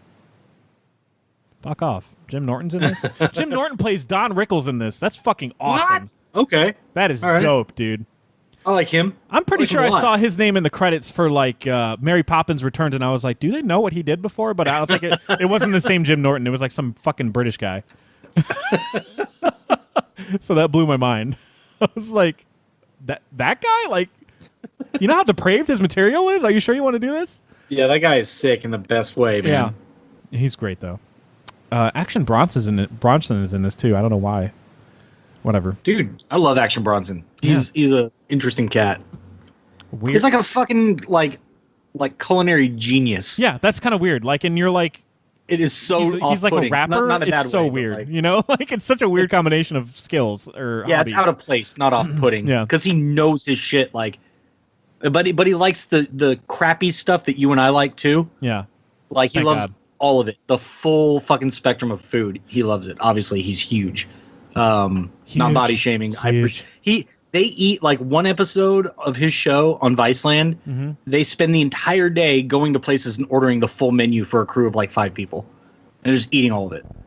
Like I don't know where the fuck they put it, man. So what's the over under on Irishman being like 4 hours long? Yeah, I hope it is. I hope they just let it 3 hours. Let it rip or whatever. Yeah, and they encourage like watching it in 2 parts. They're like, yeah, and there's a fucking intermission in the middle, so stop fucking bitching. On a Netflix movie. And you can't skip. You're just stuck. Yeah, I think it's awesome having Scorsese make the movie. Oh, because that's the main reason people go to Netflix. Is Netflix is just like, here's your money, go do what you want with your movie.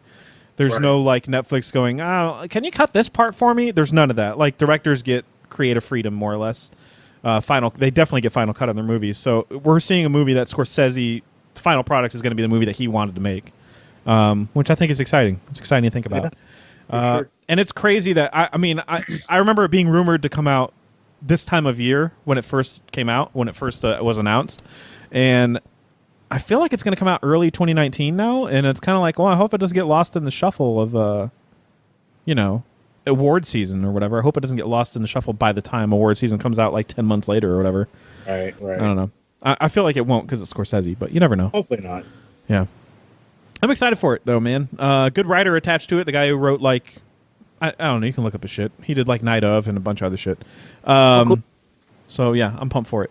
And that was my number 4 and JD's number 5. See.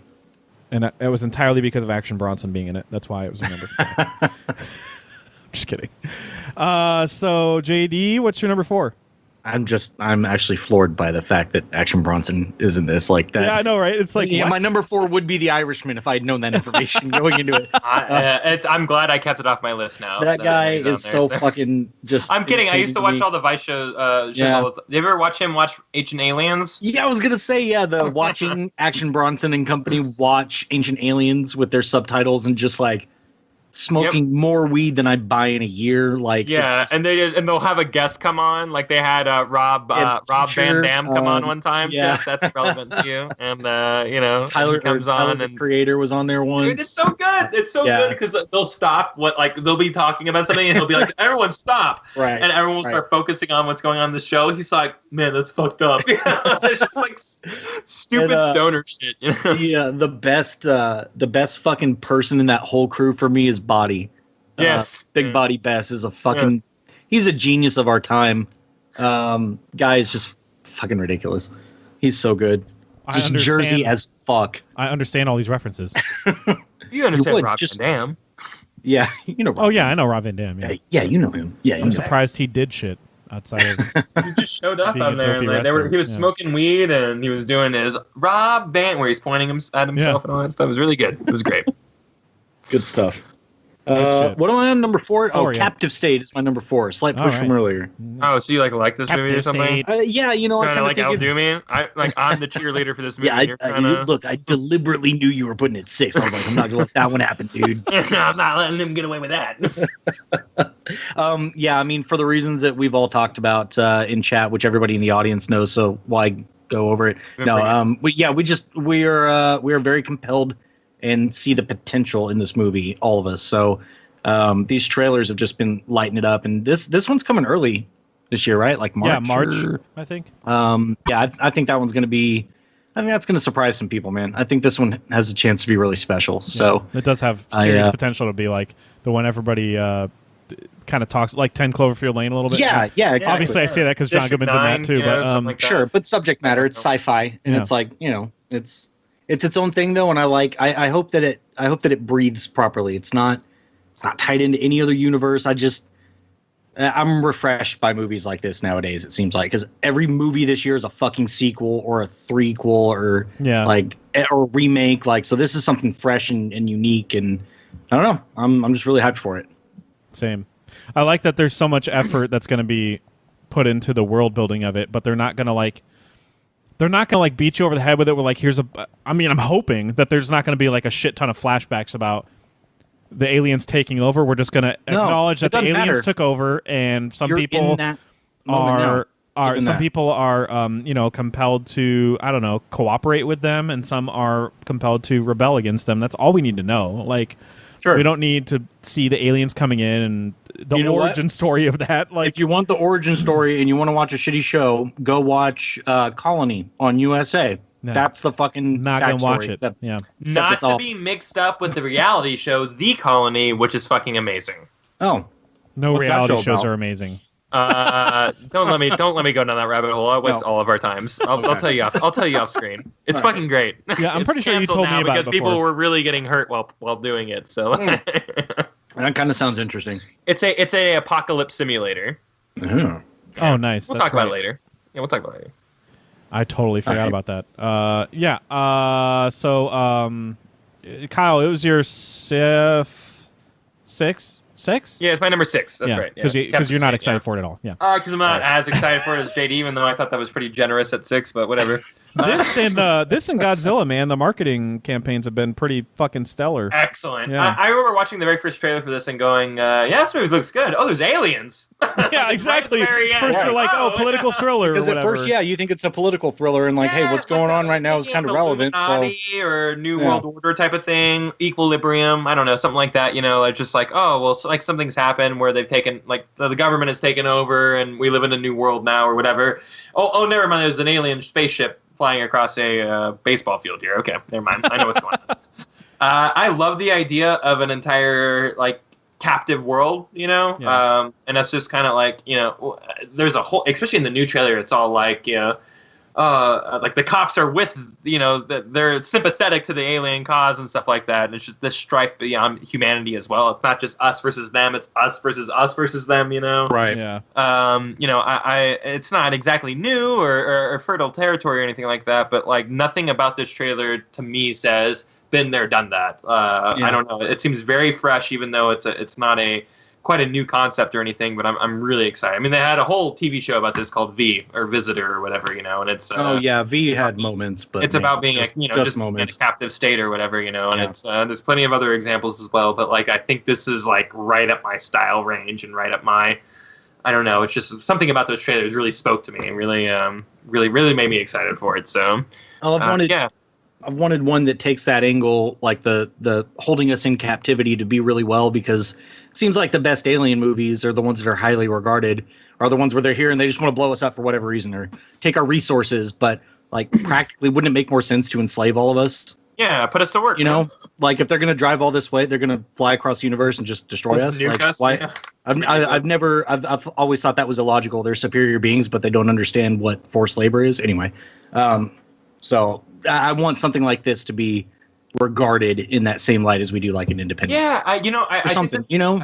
I don't know if Arrival is maybe as big as I think it is in my brain, like to the masses or whatever. But like, I think Arrival like really made a big splash in that. I don't know anybody that hates Arrival. I don't either, but like, you know, we're not. I don't feel it's like it's brought up as like, oh man, it's one of the greats of the 2010s or whatever. Yeah, I don't think a lot of people are bringing it up even to date because it like came and went that year and it was nominated for an Oscar, but like. Nobody still talks about it. Really crowded like Oscar season and stuff like that in that November-December range, you know. And I just, you know, I feel like it got regarded. I mean, it's not as regarded as it should have. Yeah. I think this could be that and even bigger. I think it has the potential to be that like, I don't know, that real big sci-fi, that mainstream, not mainstream, but that big like splash sci-fi of that year or whatever. One that's that year, one that strikes me as more accessible. Cloverfield, maybe. One that's more accessible than Arrival, because Arrival was definitely like it finished, and you're like, well, what was that? You had to be ready for an emotional subtext about language, and then the kind of flip-a-doo ending, which is great. I don't mean that in like a negative way. It's not for everybody, you know. It's gonna go right over people's head. It's I didn't get the message. It's like the message is we can't talk to each other. Like that's the message. Right. We talk to each other better. That's the message. I don't get what you're saying. Whatever, I quit. Yeah, exactly. You're missing the of course, point. you missed the message. Okay, all right. So that was JD's number 4. Kyle, what's your number 4? My number 4 is the right number 4, and you either hate this movie, guys, or it's higher. It's John Wick Parabellum. Man, just on the edge of the list. Are you kidding me? Just on the edge. Where am I? Am I on the We Hate Action Movies podcast? What's going on here?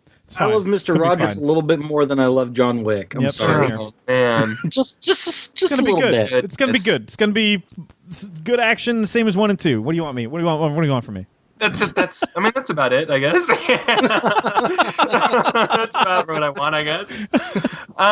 Super excited for this movie. I don't know. I have realized this year that like just action movies in general and just high choreographed, high budget, like just highly detailed, highly focused action movies, like they're my jam, man. Yeah, it's cool to think and stuff like that, but Jesus, like when you watch oh my gosh, what's that movie from this year? The one with like all the raid people and stuff like that. Night Comes for Us? Yeah, The Night Comes for Us or whatever. And when I was watching that movie, I was just like, yeah, this is just like, it makes me smile. I don't know why watching people being decimated by knives make me smile or whatever. That's not the part I'm attaching myself to, but like all the action and just the high kinetic and just the thought that goes into those choreographed scenes, it just always blows my mind. It always has as a kid. It always has now, and I'm just like leaning into that love recently and stuff like that. And man, I want to see John Wick shoot some people in the head 100 more times, Right. In really clever, interesting ways. I want to see what their version of the shotgun tunnel scene from John Wick 2 is in this movie. Like there's a lot of things that happen in John Wick 2 that just stood out to me in such like amazing ways, just like the first movie did. And I just really love this series. And I think it's gonna be fucking great. There's gonna be so many assassins after him. It's gonna be so crazy. It's gonna be insane. He's gonna have an entire city on his back. I can't wait. He's going to be looking like that whole last part of that movie where he's looking over his shoulder and everybody looks suspicious. That sets up what this movie's going to be like. Like the feel and the tone, and like it's just you can trust nobody. And man, I think they really left it open for a great sequel, and I'm just excited. And I still to this day scream, "I guess I'm back!" Like I just this series has really like entered a place in my heart. I just love this whole series. It's become more special to me as time has gone on. So, dude, yeah, I'm really excited for it. So same writer, one of the same directors as the first one, but he did do the second one, and then the other director split off to do Atomic Blonde, and he's doing Hobbs and Shaw. Yawn. No, I'm kidding. He's great. Actually, I love that. Does look pretty good. I did have that in like my honorable mentions for a long time, Hobbs and Shaw, and then I was like, well, it's still a Fast and Furious movie. Let's settle down, Jeff. I'll go see that movie in theaters. Oh, he did Deadpool 2. Yeah. That's the other one he did. I was like, oh yeah, I know he did another movie. Because that was brought to you by one of the guys who killed John Wick's dog in the opening credits. That's right. Yeah. That's right. That's what they say in the opening credits. I do remember that. It's good stuff. Oh shit. He's doing the Division movie. Oh, that's right. I forgot about that. With Gyllenhaal and Jessica Chastain. Just go ahead and cancel it. I like her. I like her a lot, man. Yeah, I like her. I'm really excited for John Wick 3. I just know it's going to be good. It's going to be more of what I want. Yeah, sure. It's my Toy Story 4 effect. It's just like, we know what we're getting, guys. I honestly don't even have. We're about to talk about it, but I don't even have Toy Story 4 in my honorable mentions because, like, I saw the trailers and I was like, yeah, it's fine. It's going to be good. But I don't need it. A Toy Story 3 was like the perfect punctuation of that story. We ended really great on 3. I'm not going to ever say no to more Toy Story. It's like, fuck, all right, whatever. But like 3 is like so good, and it's such a good bookend. Why are we opening that book? Yeah, I know. Now the toys are out of the dumpster or whatever. Like, come on. But but still, like there's a brand there. Like there's quality like attached to that brand. Like there's room to allow yourself to be excited. And maybe that's like John Wick for you guys. It's just like that's gonna be good. It's gonna be good. Trust me. Definitely more excited for it. The Toy Story. Air is also great. Try it out. So our number 3, if it's not synchronized, I'll shoot myself in the dick. No, I'm not gonna do that. My number 3 is Once Upon a Time in Hollywood. I didn't have that at all. Why would I have that on this? Same for me. Yeah. No, that's mine. Okay, so we're just gonna after number 3 just do our honorable mentions because I have a feeling we're gonna have some flip flopping going on. Not if you're right. There shouldn't be any flip flopping. Oh, there's gonna be flip flopping because one of you or two of you could be wrong. Anyway, Once Upon a Time in Hollywood. JD, hopefully. It's Quentin Tarantino telling the story of 1960s Hollywood, the era of Manson. And fuck yeah, I want to see the shit out of that. Are you fucking kidding me? Same here. I have some friends who are like just anti Quentin Tarantino for whatever reason. That's a new thing. Yeah. My number 3 of the year. This movie's gonna be fucking rad. I hope you're listening to this. Yeah. There's no. Yeah, it's gonna be awesome. Way. This is my Blade Runner 2049 declaration. There's no way this movie's gonna suck. There's like no fucking way. There's just no way. It's safer than 2049, even though looking back on it, it's just like, why did we ever doubt Jeff? That's crazy. And this isn't even like that much of a hot take compared to 2049 because Blade Runner 2049 was like, why are we doing a sequel? You're playing with fire. No way. Blade Runner 2049 were terrible. Like that'd be its own thing. But if this movie fucking sucks, like just quit work movies. Would have to go into it sucking. Like actively. It would have to be intentionally made to be terrible. That's how I feel about it. Can I just go through the cast real quick? Yeah, just do it. Just list off that short cast. Go ahead. It's not go ahead. All right, so the main 2 guys that are friends with each other, which is awesome because I want to see them share the screen, are DiCaprio and Brad Pitt. Scrub.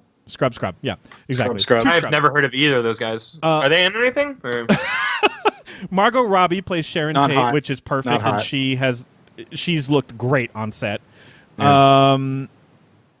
Let's see. She rocks that She was turtleneck. married to What's Roman Polanski. How did I not fucking know that?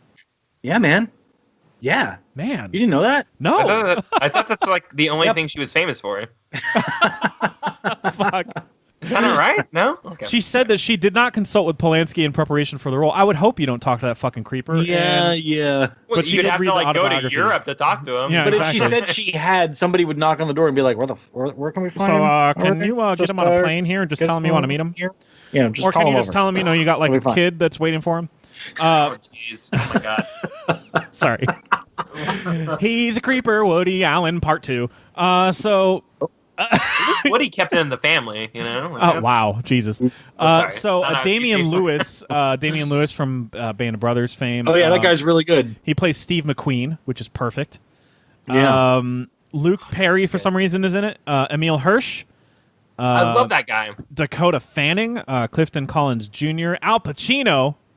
Hurrah. Oh, great act. Great script. Scoot McNairy, who you'll Oh, recognize. yeah. him. I know that guy. Of course. Lena Dunham. Oh Jesus Christ! I hope she gets murdered. Oh, get Oh, out. man. Maybe not. She Timothy plays Olyphant's in that, too? What? She plays a member of the Manson family. Anyway. Oh, good. That makes me happy. Oh, good. Unlikable and crazy. That's Yeah. dope. Rumor Willis is in it. Trima Walker, I know her. Margaret Qualley?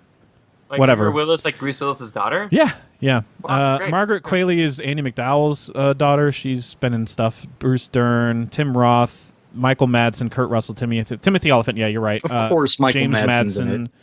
James Marsden, sorry. James Remar, what a shocker. He's in all the Tarantino movies. And trying to see if any other names ring Harvey a bell. Keitel? Anywhere?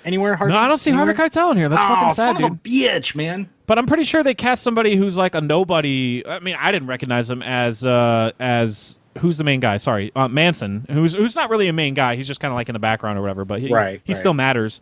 So like they cast like somebody who looks like, oh no, he looks familiar. He's one of the dudes from Justified, who's like dumb as shit. Oh, was it He's Dewey like- Crow? Yeah, it's Dewey Crow. Oh, yeah, dude. So that's gonna be cool.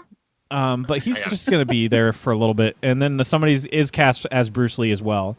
So Nice. that's good. Yeah, I remember that, yeah. And he, Yeah, You know they who- you know cast- who it is? No, I They know cast who the it guy is. that's That's gonna right. be We the guy in looked the that up. movie, right? We talked about Yeah. it. Yeah.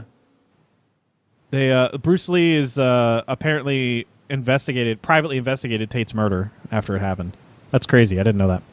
I didn't know that either. Yeah. What he would have done. to Yeah, there's gonna Charles be a lot of moving parts here, for sure. I would like to think that he just went on a like ass kicking spree.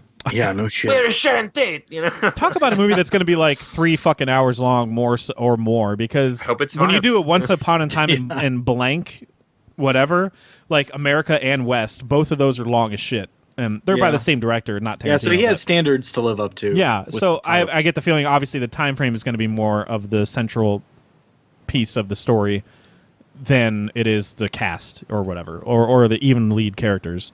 Yeah. Yeah, so it's like apparently like some type of mystery crime odyssey, so it's supposed to like span the course of several people's lives and 1 year or whatever. So I don't know. It's going to be cool, man. I'm in on that. Really excited. I don't really have much else to add to it. Do you guys have anything else? Not really. No, You kind of knocked it all out. I'm really excited for the cast. No. Great cast. Love Quentin Tarantino. One of the greatest directors ever. Another one. It's just like, yeah, that guy just never sours on me. I like it. Me neither. I We're all love white guys. That's why we like it. Ugh. Yeah, exactly, and that's that's what I've been told, that's so, mostly a yeah. white cast. Even though 1969 Hollywood and fucking the Manson family bring had facts into this, nothing Jeff. but white people, but Yeah. that's okay. Yeah, I mean, that's Let's be weird. mad that it's anyway. white people playing white people. That's just fucking weird. Yeah, that's weird. And why That's would they very cast weird. a Bruce Lee guy? I Yeah. remember being What's Bruce shamed Lee all the doing in time here? Whenever I told people I like Django, like Yeah. people would be like, "You shouldn't. That's awful." It's like, right. Is just it? watch Whatever. movies, guys. Like, come on. All right, yeah, just watch these Don't, fictional like, I don't like fictional bring any like. characters. Come on, like, don't. I loved Hateful Eight. 2 People Can Suck It for not liking that movie. Loved Yeah, it. Hateful Eight's fine, man. Watched it the first It's time fine. and I was like, yeah, this is kind of slow. And then it picked up after the second half and I loved it. And then I saw the Roadshow version where they split it in half and you had to take an intermission. Loved it, like way more when it was paced out like that. Haven't seen it since then, but I just love the fucking dialogue in that movie. I like that movie a lot. Yeah. Yeah, I think it's great. I'm just like totally engaged with it because it's Just the way the dialogue is paced out is so brilliant. Anyway, so we're gonna go to our 2 and 1, and they're the biggest franchises in the world on the planet, owned by Disney. So we'll talk about those. Honorable mentions, because one of us might be a cuck and have the wrong number 1. I'm just saying. So we're gonna go to our honorable mentions. I'm gonna run through mine real quick because we've already mentioned a lot of these. Captive State and John Wick 3 and Knives Out, Lego Movie 2 already mentioned. Fighting with My Family. Anytime there's a wrestling movie, even if it looks factually incorrect, I'm excited for it. I'm excited for that movie too. Nick Frost for the win. I'm like, The Rock wasn't friends with Paige until like way fucking later. Like, so whatever. Whatever though. I'll take it. I'll take this movie. Why are they all okay with doing it this way though? I don't. Paige is just like, whatever. Like, it's better than being on sex like, tape. yeah, so that's not how it happened. The director's like, come on. He's just like, I'm gonna rock bottom you if you don't change this. I love that Stephen Merchant is not starring. I'm sorry. He's writing and directing it. Which is good. Great. I like his brain. Yeah, me too. Yeah, me too. He's funny. Could explain the humor. And Glass is an obvious honorable mention for me. Oh yeah. I am catching up on the first 2 movies this month, so I like it. Midsummer, which is the new movie from the director of Hereditary, also a cult horror movie, and that's all I need to know about it. Fucking sold. I'm in on that. Sign me up. Triple Frontier is a Netflix one. That's the giant cast of dudes, written by Mark Bull, who did like Zero Dark 30 and Hurt Locker, and he writes good suspense movies, in my opinion. Directed by the guy who did A Most Violent Year, but it's got like Oscar Isaac, Ben Affleck. No, Oscar Isaac again. Wow. Fuck, man. It's got more people in it. Charlie Hunnam is in it, I think. It's got a good cast, though.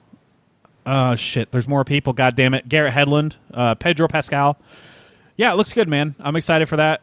Thriller. Yeah, that was a good trailer. That's a Netflix movie, by the way. A lot of fucking people. Yeah, dude. What's the Pedro Pascal movie where he's in space or whatever? Oh, Prospect. That's this year. That's 2018. Yeah. Oh, was that this year? Did it already come out? Or? Yeah, it's a very, very limited release, so we'll get it online soon. Okay, legally, cool. Totally legally. It's probably gonna. Man, I'm excited about that movie. So, I also included another Netflix movie called High Flying Bird. I don't know much about. I think it's based on a book or something, but I know it's a Steven Soderbergh movie. And if you're giving Steven Soderbergh carte blanche on a movie that he wants to make, it's gonna be fucking good. So it's it's a sports drama. It stars Andre Holland, who played he's Castle Rock guy. Zazie Beetz, nice. Zachary Quinto's in it, Kyle MacLachlan. It's just Soderbergh, man. That's a compelling, like, very diverse cast. Yeah, absolutely. Style-wise, for sure. And I just love Soderbergh movies. Like, it's just he's just an easy sell. I see his name and I'm like, I want to see your movie, dude. And it's a Netflix thing, and I love that Netflix is like giving great. Oh, it's coming out February too. Holy shit! Already, wow. I'm excited, dude. And then It Chapter 2. Don't really need to say much on that. That's like a Dreamcast scenario. I'm excited for that. Yeah, I know. I like how like people were like fan picking that cast and like maybe it didn't end up that way, but it still ended up fucking awesome. Yeah. It was still like everybody picked Jessica Chastain or Bryce Dallas Howard or some shit like that or Amy Adams. Yeah. I saw her a lot, and then they obviously play the same person in Sharp Objects, which was cool. Yeah, that's you actually got to see it. You know that's pretty brilliant. Similarities. Actually, yeah, and Bill Hader as Finn Wolfhard's character is perfect. Brilliant. So fucking perfect. James McAvoy as Bill was like, oh, I didn't even guess that. That's fucking brilliant. I was like, sold. So I'm really pumped. I think the success of the first one got these names attached, honestly. Like, if it weren't for first that. quality, man. Super good. Exactly. So I'm really pumped for that. And it seems like their chemistry is off the charts. What else do I have? I just want to get them out of the way. There's a movie called Waves that's coming out. It's another musical, but you'll never guess who the fucking director is. It's the director of It Comes at Night. What? I'm not kidding. Get out of here. So this is going to be fucking weird. I'm so excited. Has he done anything in between? He did. His first movie was called Krisha, and that movie was pretty... It was like an unsettling personal drama. And it was pretty good. Like, no, it was really good. Like, in terms of like how it was shot and stuff, and the suspense of it, and then it becomes very disorienting at the end. Memorable movie, but like, he hasn't done anything between It Comes at Night and this. So like, he's specifically written this, and it's just about a young couple falling in love or whatever. But the fact that it's this guy doing it is like, okay, this is probably going to be something special. It's A24 again. Lucas Hedges again. What is he not in? This fucking shocker. kid.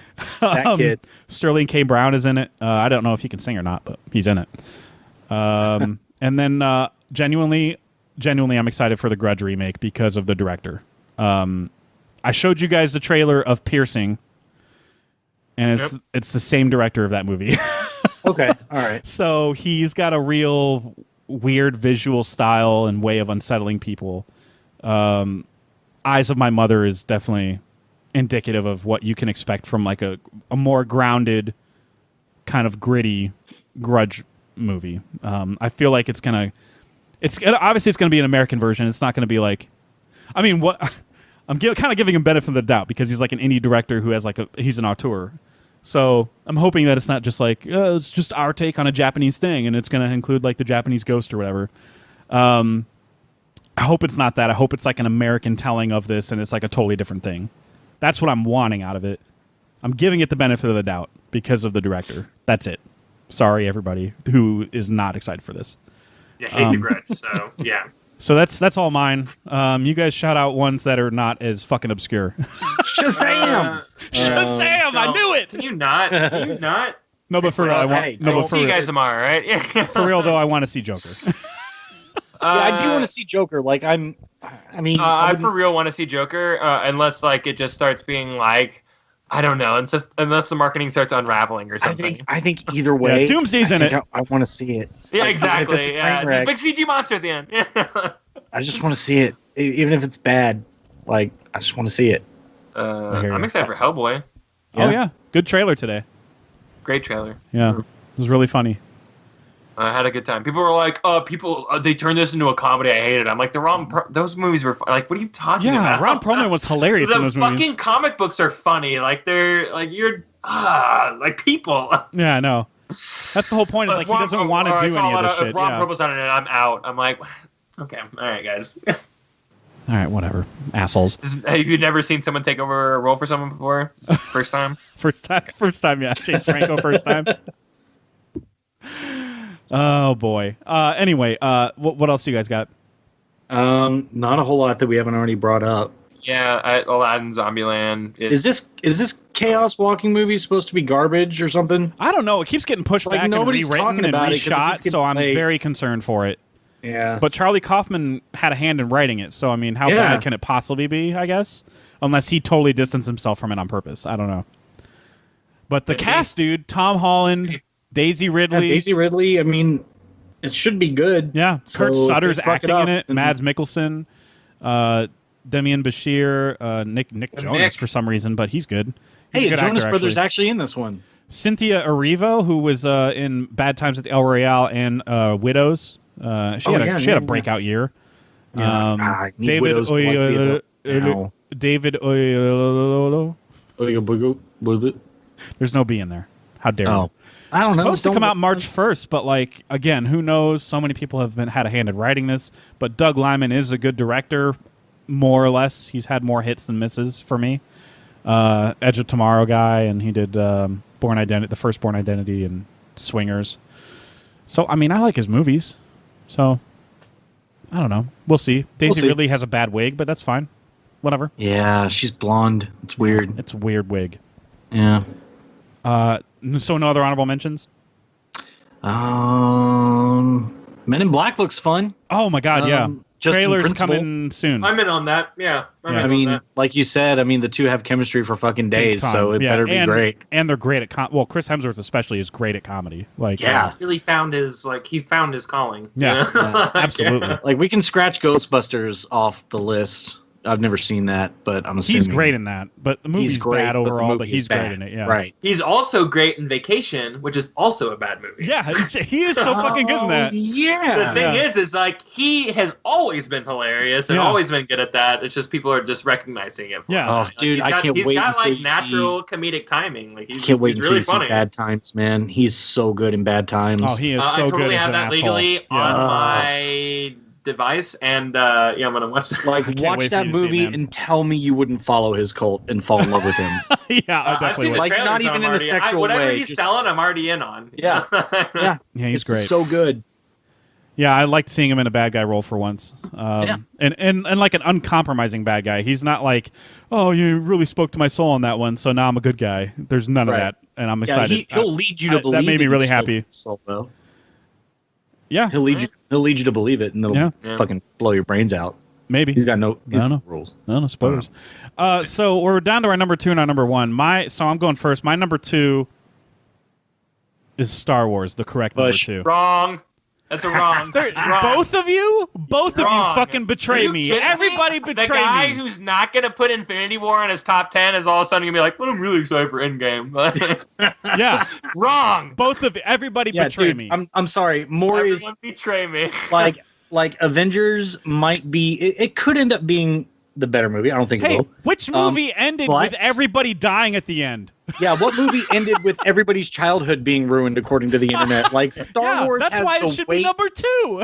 No, Star Wars has No, you do not put- much no. more on its shoulders. Like it's gonna be fucking amazing. Like I'll tell you one. I'll tell you what. I'll give a little. I want to hear more about one than the other. Yeah, And no Star shit. Wars. thank God we get one of these out of the way early, so we Yeah, don't I have to know, live in with April, both yeah. of them all year long. Oh my Because god. it would be insufferable. Oh, like man. it's It's kind of literally have to crazy sell how like we have 2 major endings happening this year under the Yes. same fucking corporate umbrella, nonetheless. But Yeah, it's kind of weird how that's happening actually. But yeah, wrong. Push. everybody betray me. Everybody betray me. All of a sudden, Jeff is the biggest Avengers fan, right? Biggest, it's gonna be. Look, that's the only It is. reason is like I'm already sick of talking about Star Wars because even though I love Last Jedi, look, it's my second favorite Star Wars movie. Period. Suck it. Suck it, Suck it. Empire. Suck There. it, fucking Okay, whatever the you know fuck what? else. I was there with you, and you had to Force say loaded words. Awakens.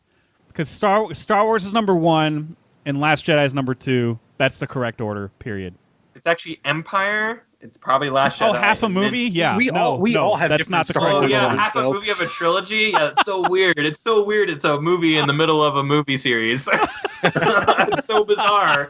What a crazy concept. It just can't be. Last Jedi can be watched on its own, and you can follow it. I don't think Empire could be.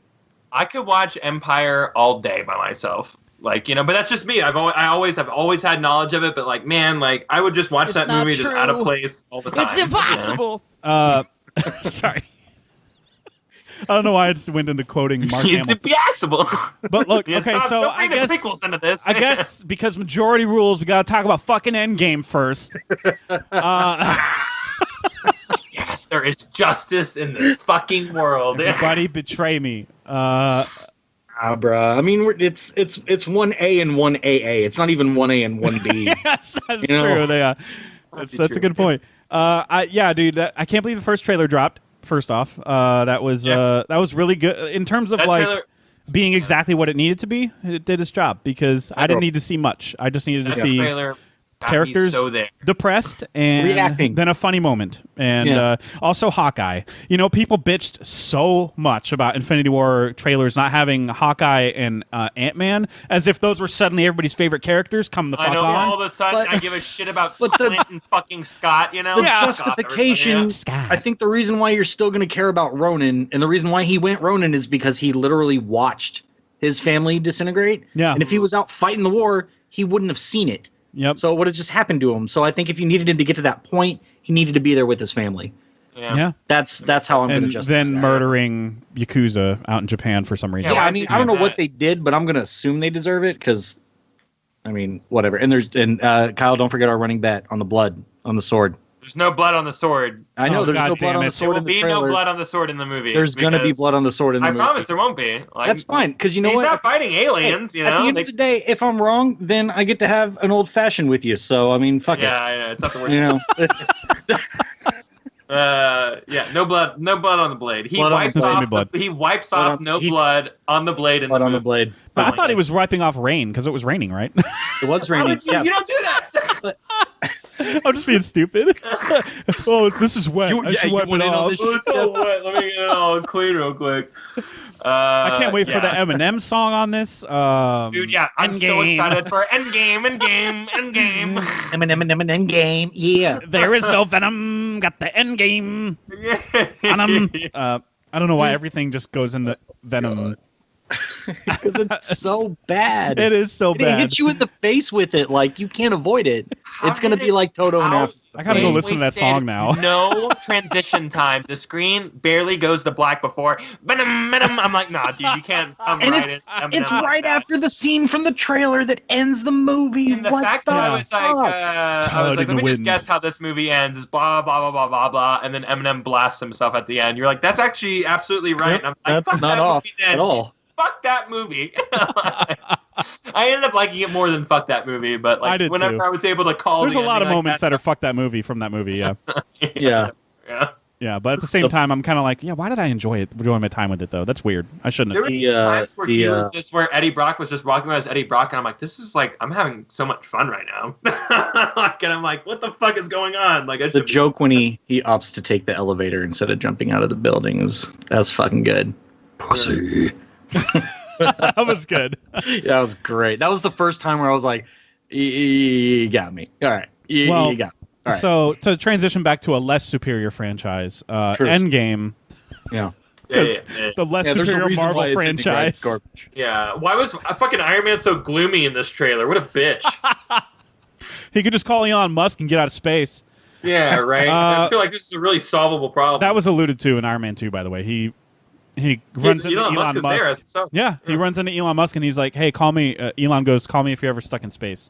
It was a joke, but it's not going to happen. It just would be funny if he'd like a callback. Better now. I think Rescue is obviously going to rescue him. I think what should happen is whoever does rescue Tony Stark, Elon should tweet to that person and call him a pedo guy and talk about to rescue him better. Yeah, whatever. He's just a fucking pedophile. I'm pretty sure Captain Marvel rescues him on the way back to Earth. That's what I think. Yeah, I was going to say that, but it would be cool if Rescue did it too, because her name is Rescue. So. And it would be funny, if there was like a tweet later on and it was like Elon's like, that pedo girl rescued. That pedo girl, Pedo alien girl rescued. Pedo alien hero, warrior hero. By the way, got to get it right. Got to get all the adjectives in there. Perfect. SJW pedo girl. I'm really excited for it. The first movie ended with half the goddamn roster dying, so I'm curious to what extent they're going to kill off original characters from the first Avengers off. Like, are they really going to do it with everybody, or is it? I don't know. It just the whole theme was that like in the last movies that Thanos was the only one willing to make the big decisions to like get his stuff like done, and like this movie's gonna be about that. Like they're gonna be throwing people to the plans are gonna be transpiring that are just like, you're probably gonna die, man. But like, this is the plan right now. That's why and, many people pointed out made an observation on Twitter that Cap cleaned himself up because he's about to die, and that's like a samurai tradition or whatever. Like, make yourself clean for your death or whatever. You just spoke to my soul right now.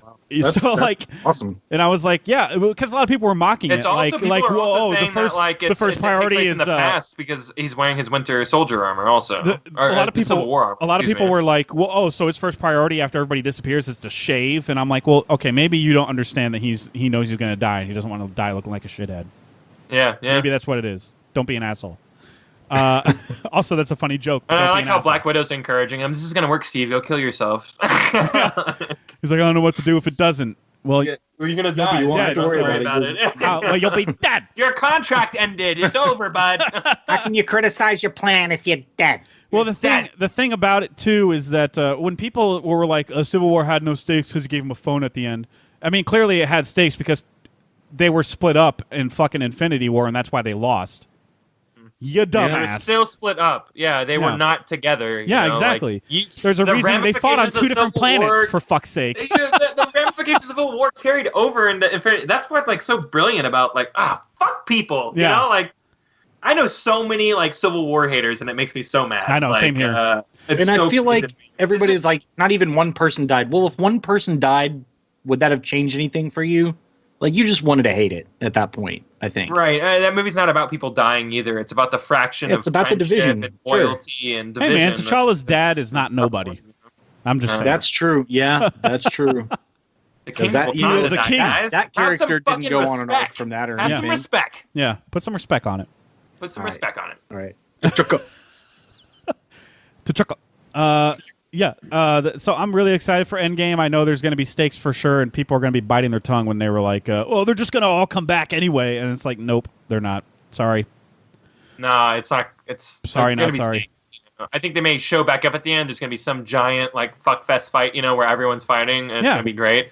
But Well, yeah, I think there's going to be a death early on, like Yeah, a I mean, big we got death deaths early early on on in that kind of first like one. motivates Loki everybody. died. I mean, Loki died. Yeah. You know about that. First, like, Thor 5 minutes, 10 died. minutes or People so. died in fucking Infinity War, guys. I mean, before like, the snap happened. I mean, you yeah, know? they're dead for real. And I don't think fucking dead. I don't mean like somebody's going to die in the first 5 minutes like Loki did. I mean somebody's going to die like halfway through the movie. That's going to be like a motivator to be like, all right, well, now we got to really buckle down, guys. Like, as if the half the universe is dying is Cap off, man. enough. That's got to but- be it. Yeah, like I feel I like think Cap dying is going to be the thing that Yeah. the catalyst. What if Thor like kills himself, man? It looks pretty brooding. Yeah, he looks like he's about to Like- go into a battle rap. Yeah, a rap battle. I love that. I know. Right? I He just love that get up. because He's it looks like "Oh, it's straight out of 8 Mile. He's like, Yeah, it looks Endgame. great. Endgame. Thanos got the gauntlet. Dun, dun, dun, dun, dun, Oh, dun, jeez. Venom. All right. Sorry. All right. So, yeah, really excited for Endgame. Big cast. I can't remember if there's any new players. I'm pretty sure the guy playing a Yakuza boss is the guy from Westworld. I can't remember that The guy actor's who's name. dead on the ground in the trailer. Yeah, exactly. He looks like he's Okay, begging for great. mercy, honestly. I don't know if he's dead, but he's dead. How can he be begging for mercy if he's They're dead? not dead. You know why? JD, because there's no blood on that sword. That's why. Oh yeah, no, just wait yourself, buddy. There's no blood. There's no blood. There's no. So I'm way more excited for that. Let's talk about this shitty ass Star Wars movie that's coming out too. Oh, here we go. Yeah, I mean it's gonna be fine. I don't know. What do you 'Cause think? Last about it, Jedi Colin? was That's fine. all I have to say. Yoda better be in it or I'm out. Oh, we already got that. Never mind. Oh, and people hated that too. Shit. Yeah.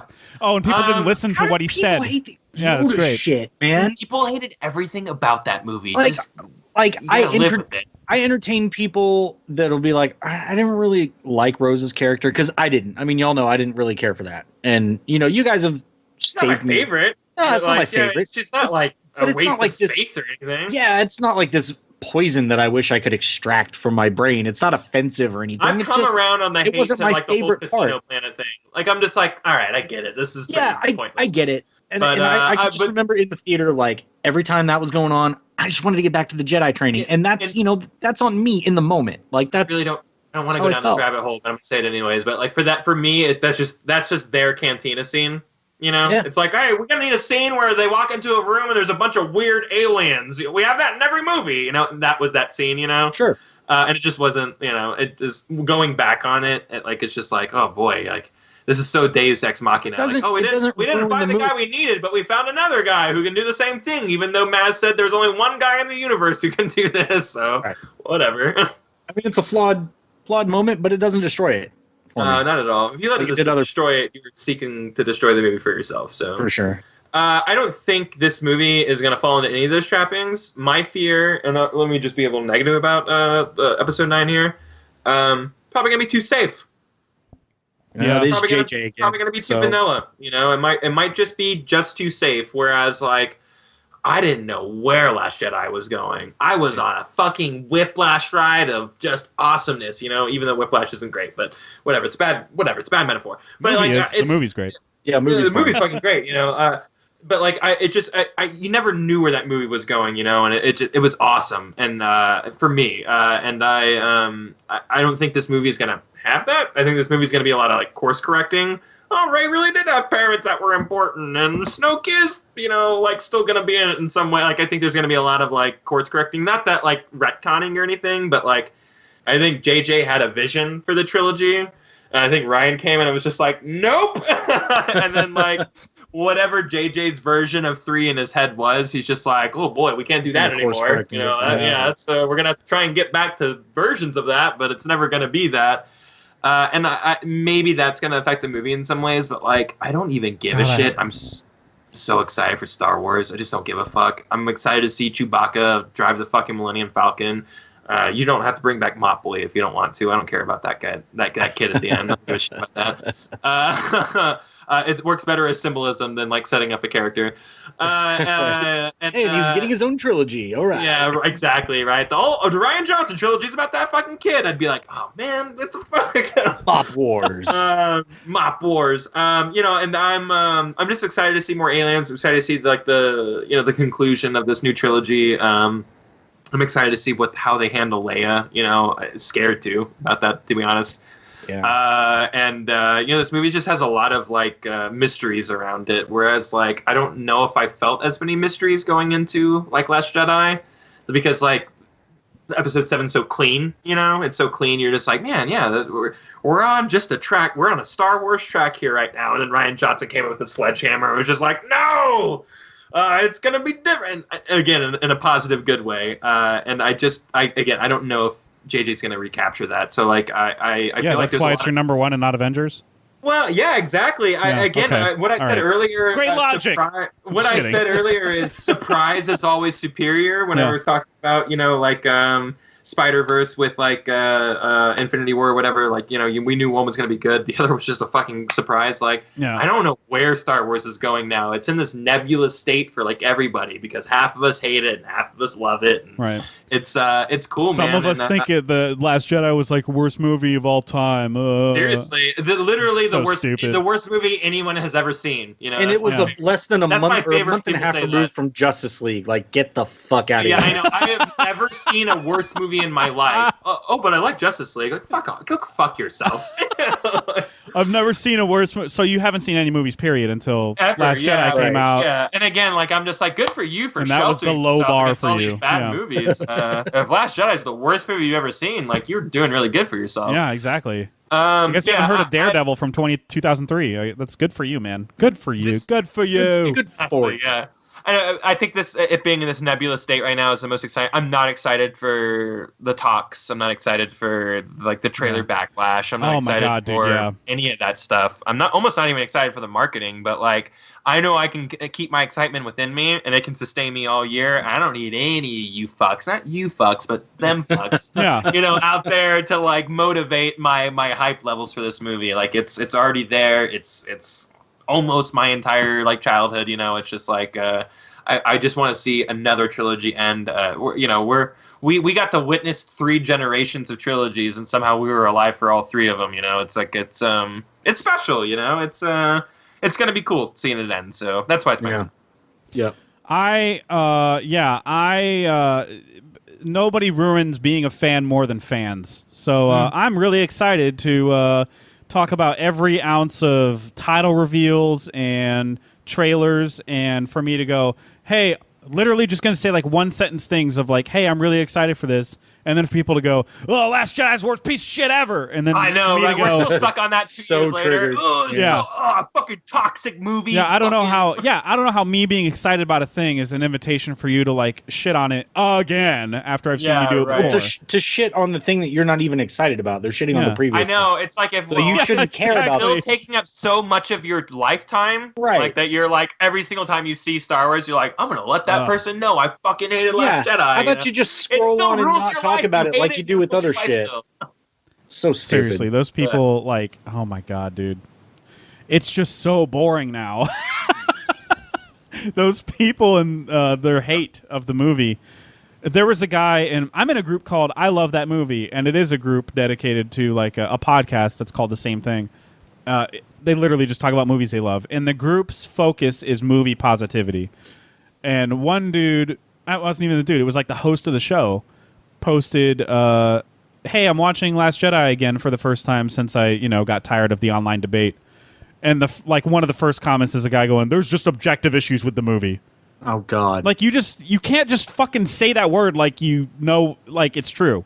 Like you can't just there's just objective issues with the way that the story's told. It's just murky and muddy and and then they turn into Jabba the Hutt and have diarrhea. I don't know. I just can't process people that do. I just can't process that type of like mindset, and I don't know. There's just certain things where like movies you watch that are abundantly clear that there's objective issues with the filmmaking, like in The Room, for fuck's sake. Like I'm pretty sure the cameraman was blind or something for half of that movie. Spoon art.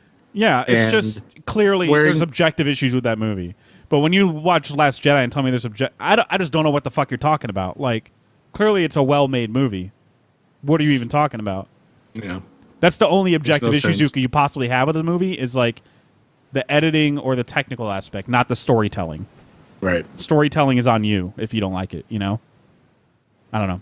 Or, I mean, it's also on the writers a little bit, but, it's still like a subjective thing. I'm already tired of people fucking talking about that shit. Yeah. And it's only gonna gear up. I mean, I'm assuming we're gonna get a trailer in like maybe the next 3 months, 6 months. Whenever for sure. Celebration is. I think that's March or April or something. Yeah, it was April last year is when we got the first first trailer for Last Jedi. All right, so we will barely be gearing up for Avengers hype when.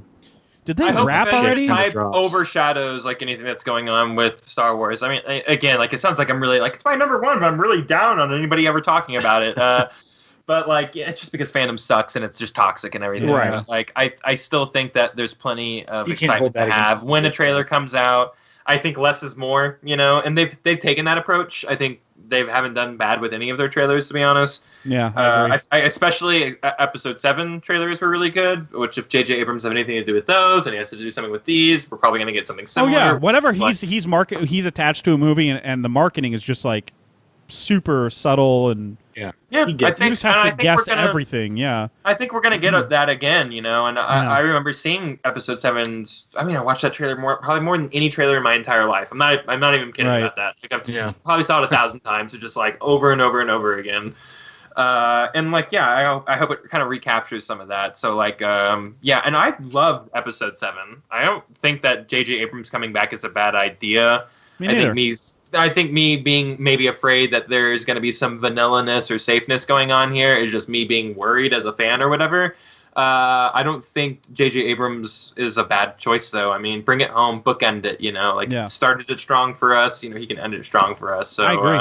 He could totally do that. Yeah. If there's like if there's a Benedict Cumberbatch moment where he's like, "My name is Khan," and then I'll be like, "Okay, I can't with this. You can't do that twice." Right. You did it again. Yeah. I was Vader all along, and like Kylo Ren takes off his face and it's Darth Vader's mask. I mean, and it's what the fuck? He went full force with the Cumberbatch promos in that I'm Jim Harrison and I'm a terrorist and I'm a bad dude, and it's like to say it was it's definitely not Khan, definitely not. And they're like, so you're not Khan? He's like, again, my name is James Harrison and I'm a terrorist, and it's like, okay, we get it, but like, you're Khan. Come on, you're Khan. Come on, Lily, come on. I still like Into Darkness though. People can suck it. The movie's pretty dope, actually. I thought it was fun. I love that movie. I think it's great. Khan is just a badass, and like, I think cool. That portrayal. I think that whole movie is great, and I know that's you're not a real Star Trek fan. Yeah, you're right. I'm not. That's why it's good. Nailed it. That's why it's great. Yeah, I thought it was great. It's just B movie popcorn flick. Yeah, it was great. I know. Yeah, I know. Liked it a lot. Thanks. They shot each other through space, and it was totally fine. A couple things I'm bummed about with Episode 9. John Williams, it's his last Star Wars movie. That's going to be sad. And obviously Carrie Fisher. That whole thing's going to be really fucking sad. And the end of a trilogy and having no idea where it's going to even go from there. Not so much sad about that. I mean, yeah, I could be sad about the end of a trilogy, like. Yeah, I like these characters, I think we get a corny Han Solo, Luke Skywalker, Leia Force Ghost all holding hands at the end or something and I'd be okay with that too. That's fine. I'm serious. I'm probably gonna end something like that. Carrie Russell's in this too, and apparently she's in a lot of fight scenes. Oh, great! Interesting. You mentioned that before. Love her. Yeah. Love her. She's good. She was so amazing in Americans, but yeah, she's been good in other stuff too, and also she just is like permanently attractive. She's cute. She's perma attractive. She's cute. Girl, you cute. Perma cute. Yeah. Dominic Monaghan is in it? Yeah, man. Fucking Charlie. Yeah. All right. Not Penny's boat. If he paints not like not Ray's ship on his hand and puts it, I'll fucking like walk out of the theater. Kyle will know when he watches Lost. Yeah, when, not if, when. When. It's still an if. Still enough. I'm genuinely excited for. I mean, both of these movies. Again, 1A and 1AA. Yeah, totes. So yeah, this is gonna be a good fucking year. I cannot believe we're getting all the movies that we're getting next year. It's gonna be insane. Ridiculous. Anyway, that's all we got for this week. Next week we're gonna do. I think we're gonna try and do games first because in case there's TV we got to catch up on that releases super late, like Black Mirror or whatever. Yeah. Also, is it gonna be just a Christmas episode, or are we not sure yet? What? Is it gonna be just a Christmas? It seems like it's just gonna be a Netflix movie. So I don't know. Maybe it'll be a movie thing. You can put it. Do in I need a tens list for games, or do we do 5 or? What Kyle and I are doing 10. We're gonna do 10. You can do whatever you want. I'm gonna have some filler. I'm gonna have some filler. And be like, hey, I heard this game was great. It. You can chime in starting at 5, and that's fine. So yeah, we're gonna do games next, and that's gonna be after the new year. So stay tuned for that. And then that's then TV, then movies, and whatever. So you can find us on Twitter at EoC Pod, and Kyle's Places on Subculture, and JD's Butt Doctoring. So I still do going that. on. I forget about that. So thanks for listening and putting up with the delays all the last half of the year because of me going to school and working overnights and shit. And how dare you? I know. How dare me in my future. And happy holidays, everybody. And if you're Jewish, l'cham alaikum, salam alaikum. So that's not even right, is it? You know what? No, it's totally right. Christmas. Merry Christmas. Culturally appropriate right now. Thank you. And I say this with everything from the bottom of my heart. Every ounce of me says Merry Christmas. And I say it aggressively, too. Say it super aggressively, like I'm super mad that people be offended by that. Merry Christmas, like Vince McMahon would say it. Merry Christmas. You're fired. All right. From the XFL. That's perfect. This is the XFL. Coming at you from baseball fields in Dallas. We're coming at you. Why did they give us a Dallas team? It makes no fucking sense. It makes no fucking sense, and they're seriously playing in the Rangers' old ballpark. What will be their old ballpark next year? They're playing in Globe Life Field, and it's gonna be such a mess. Globe Life Field has never been a football field. No, never in the history. Yeah. It's been a baseball field and a concert place. Like they're gonna have to renovate the entire fucking thing. I don't know how they're gonna do that. You're gonna have to bulldoze one side of the fucking building. I don't such get a it. Bad plan. Because man, it's small, really so compact. Stubborn, dude. He's so stubborn. So stupid. But in other cities, he's playing at MetLife Field in New York, which is where the Giants play. So I don't get why he went big in some metro areas and not big in the other. Like Jerry would love to lease out Jerry World for that. Make money off of it. Maybe not. I don't know. Sure maybe they're BFF millionaires or whatever too. So true. They're in the fuck you money club. So whatever.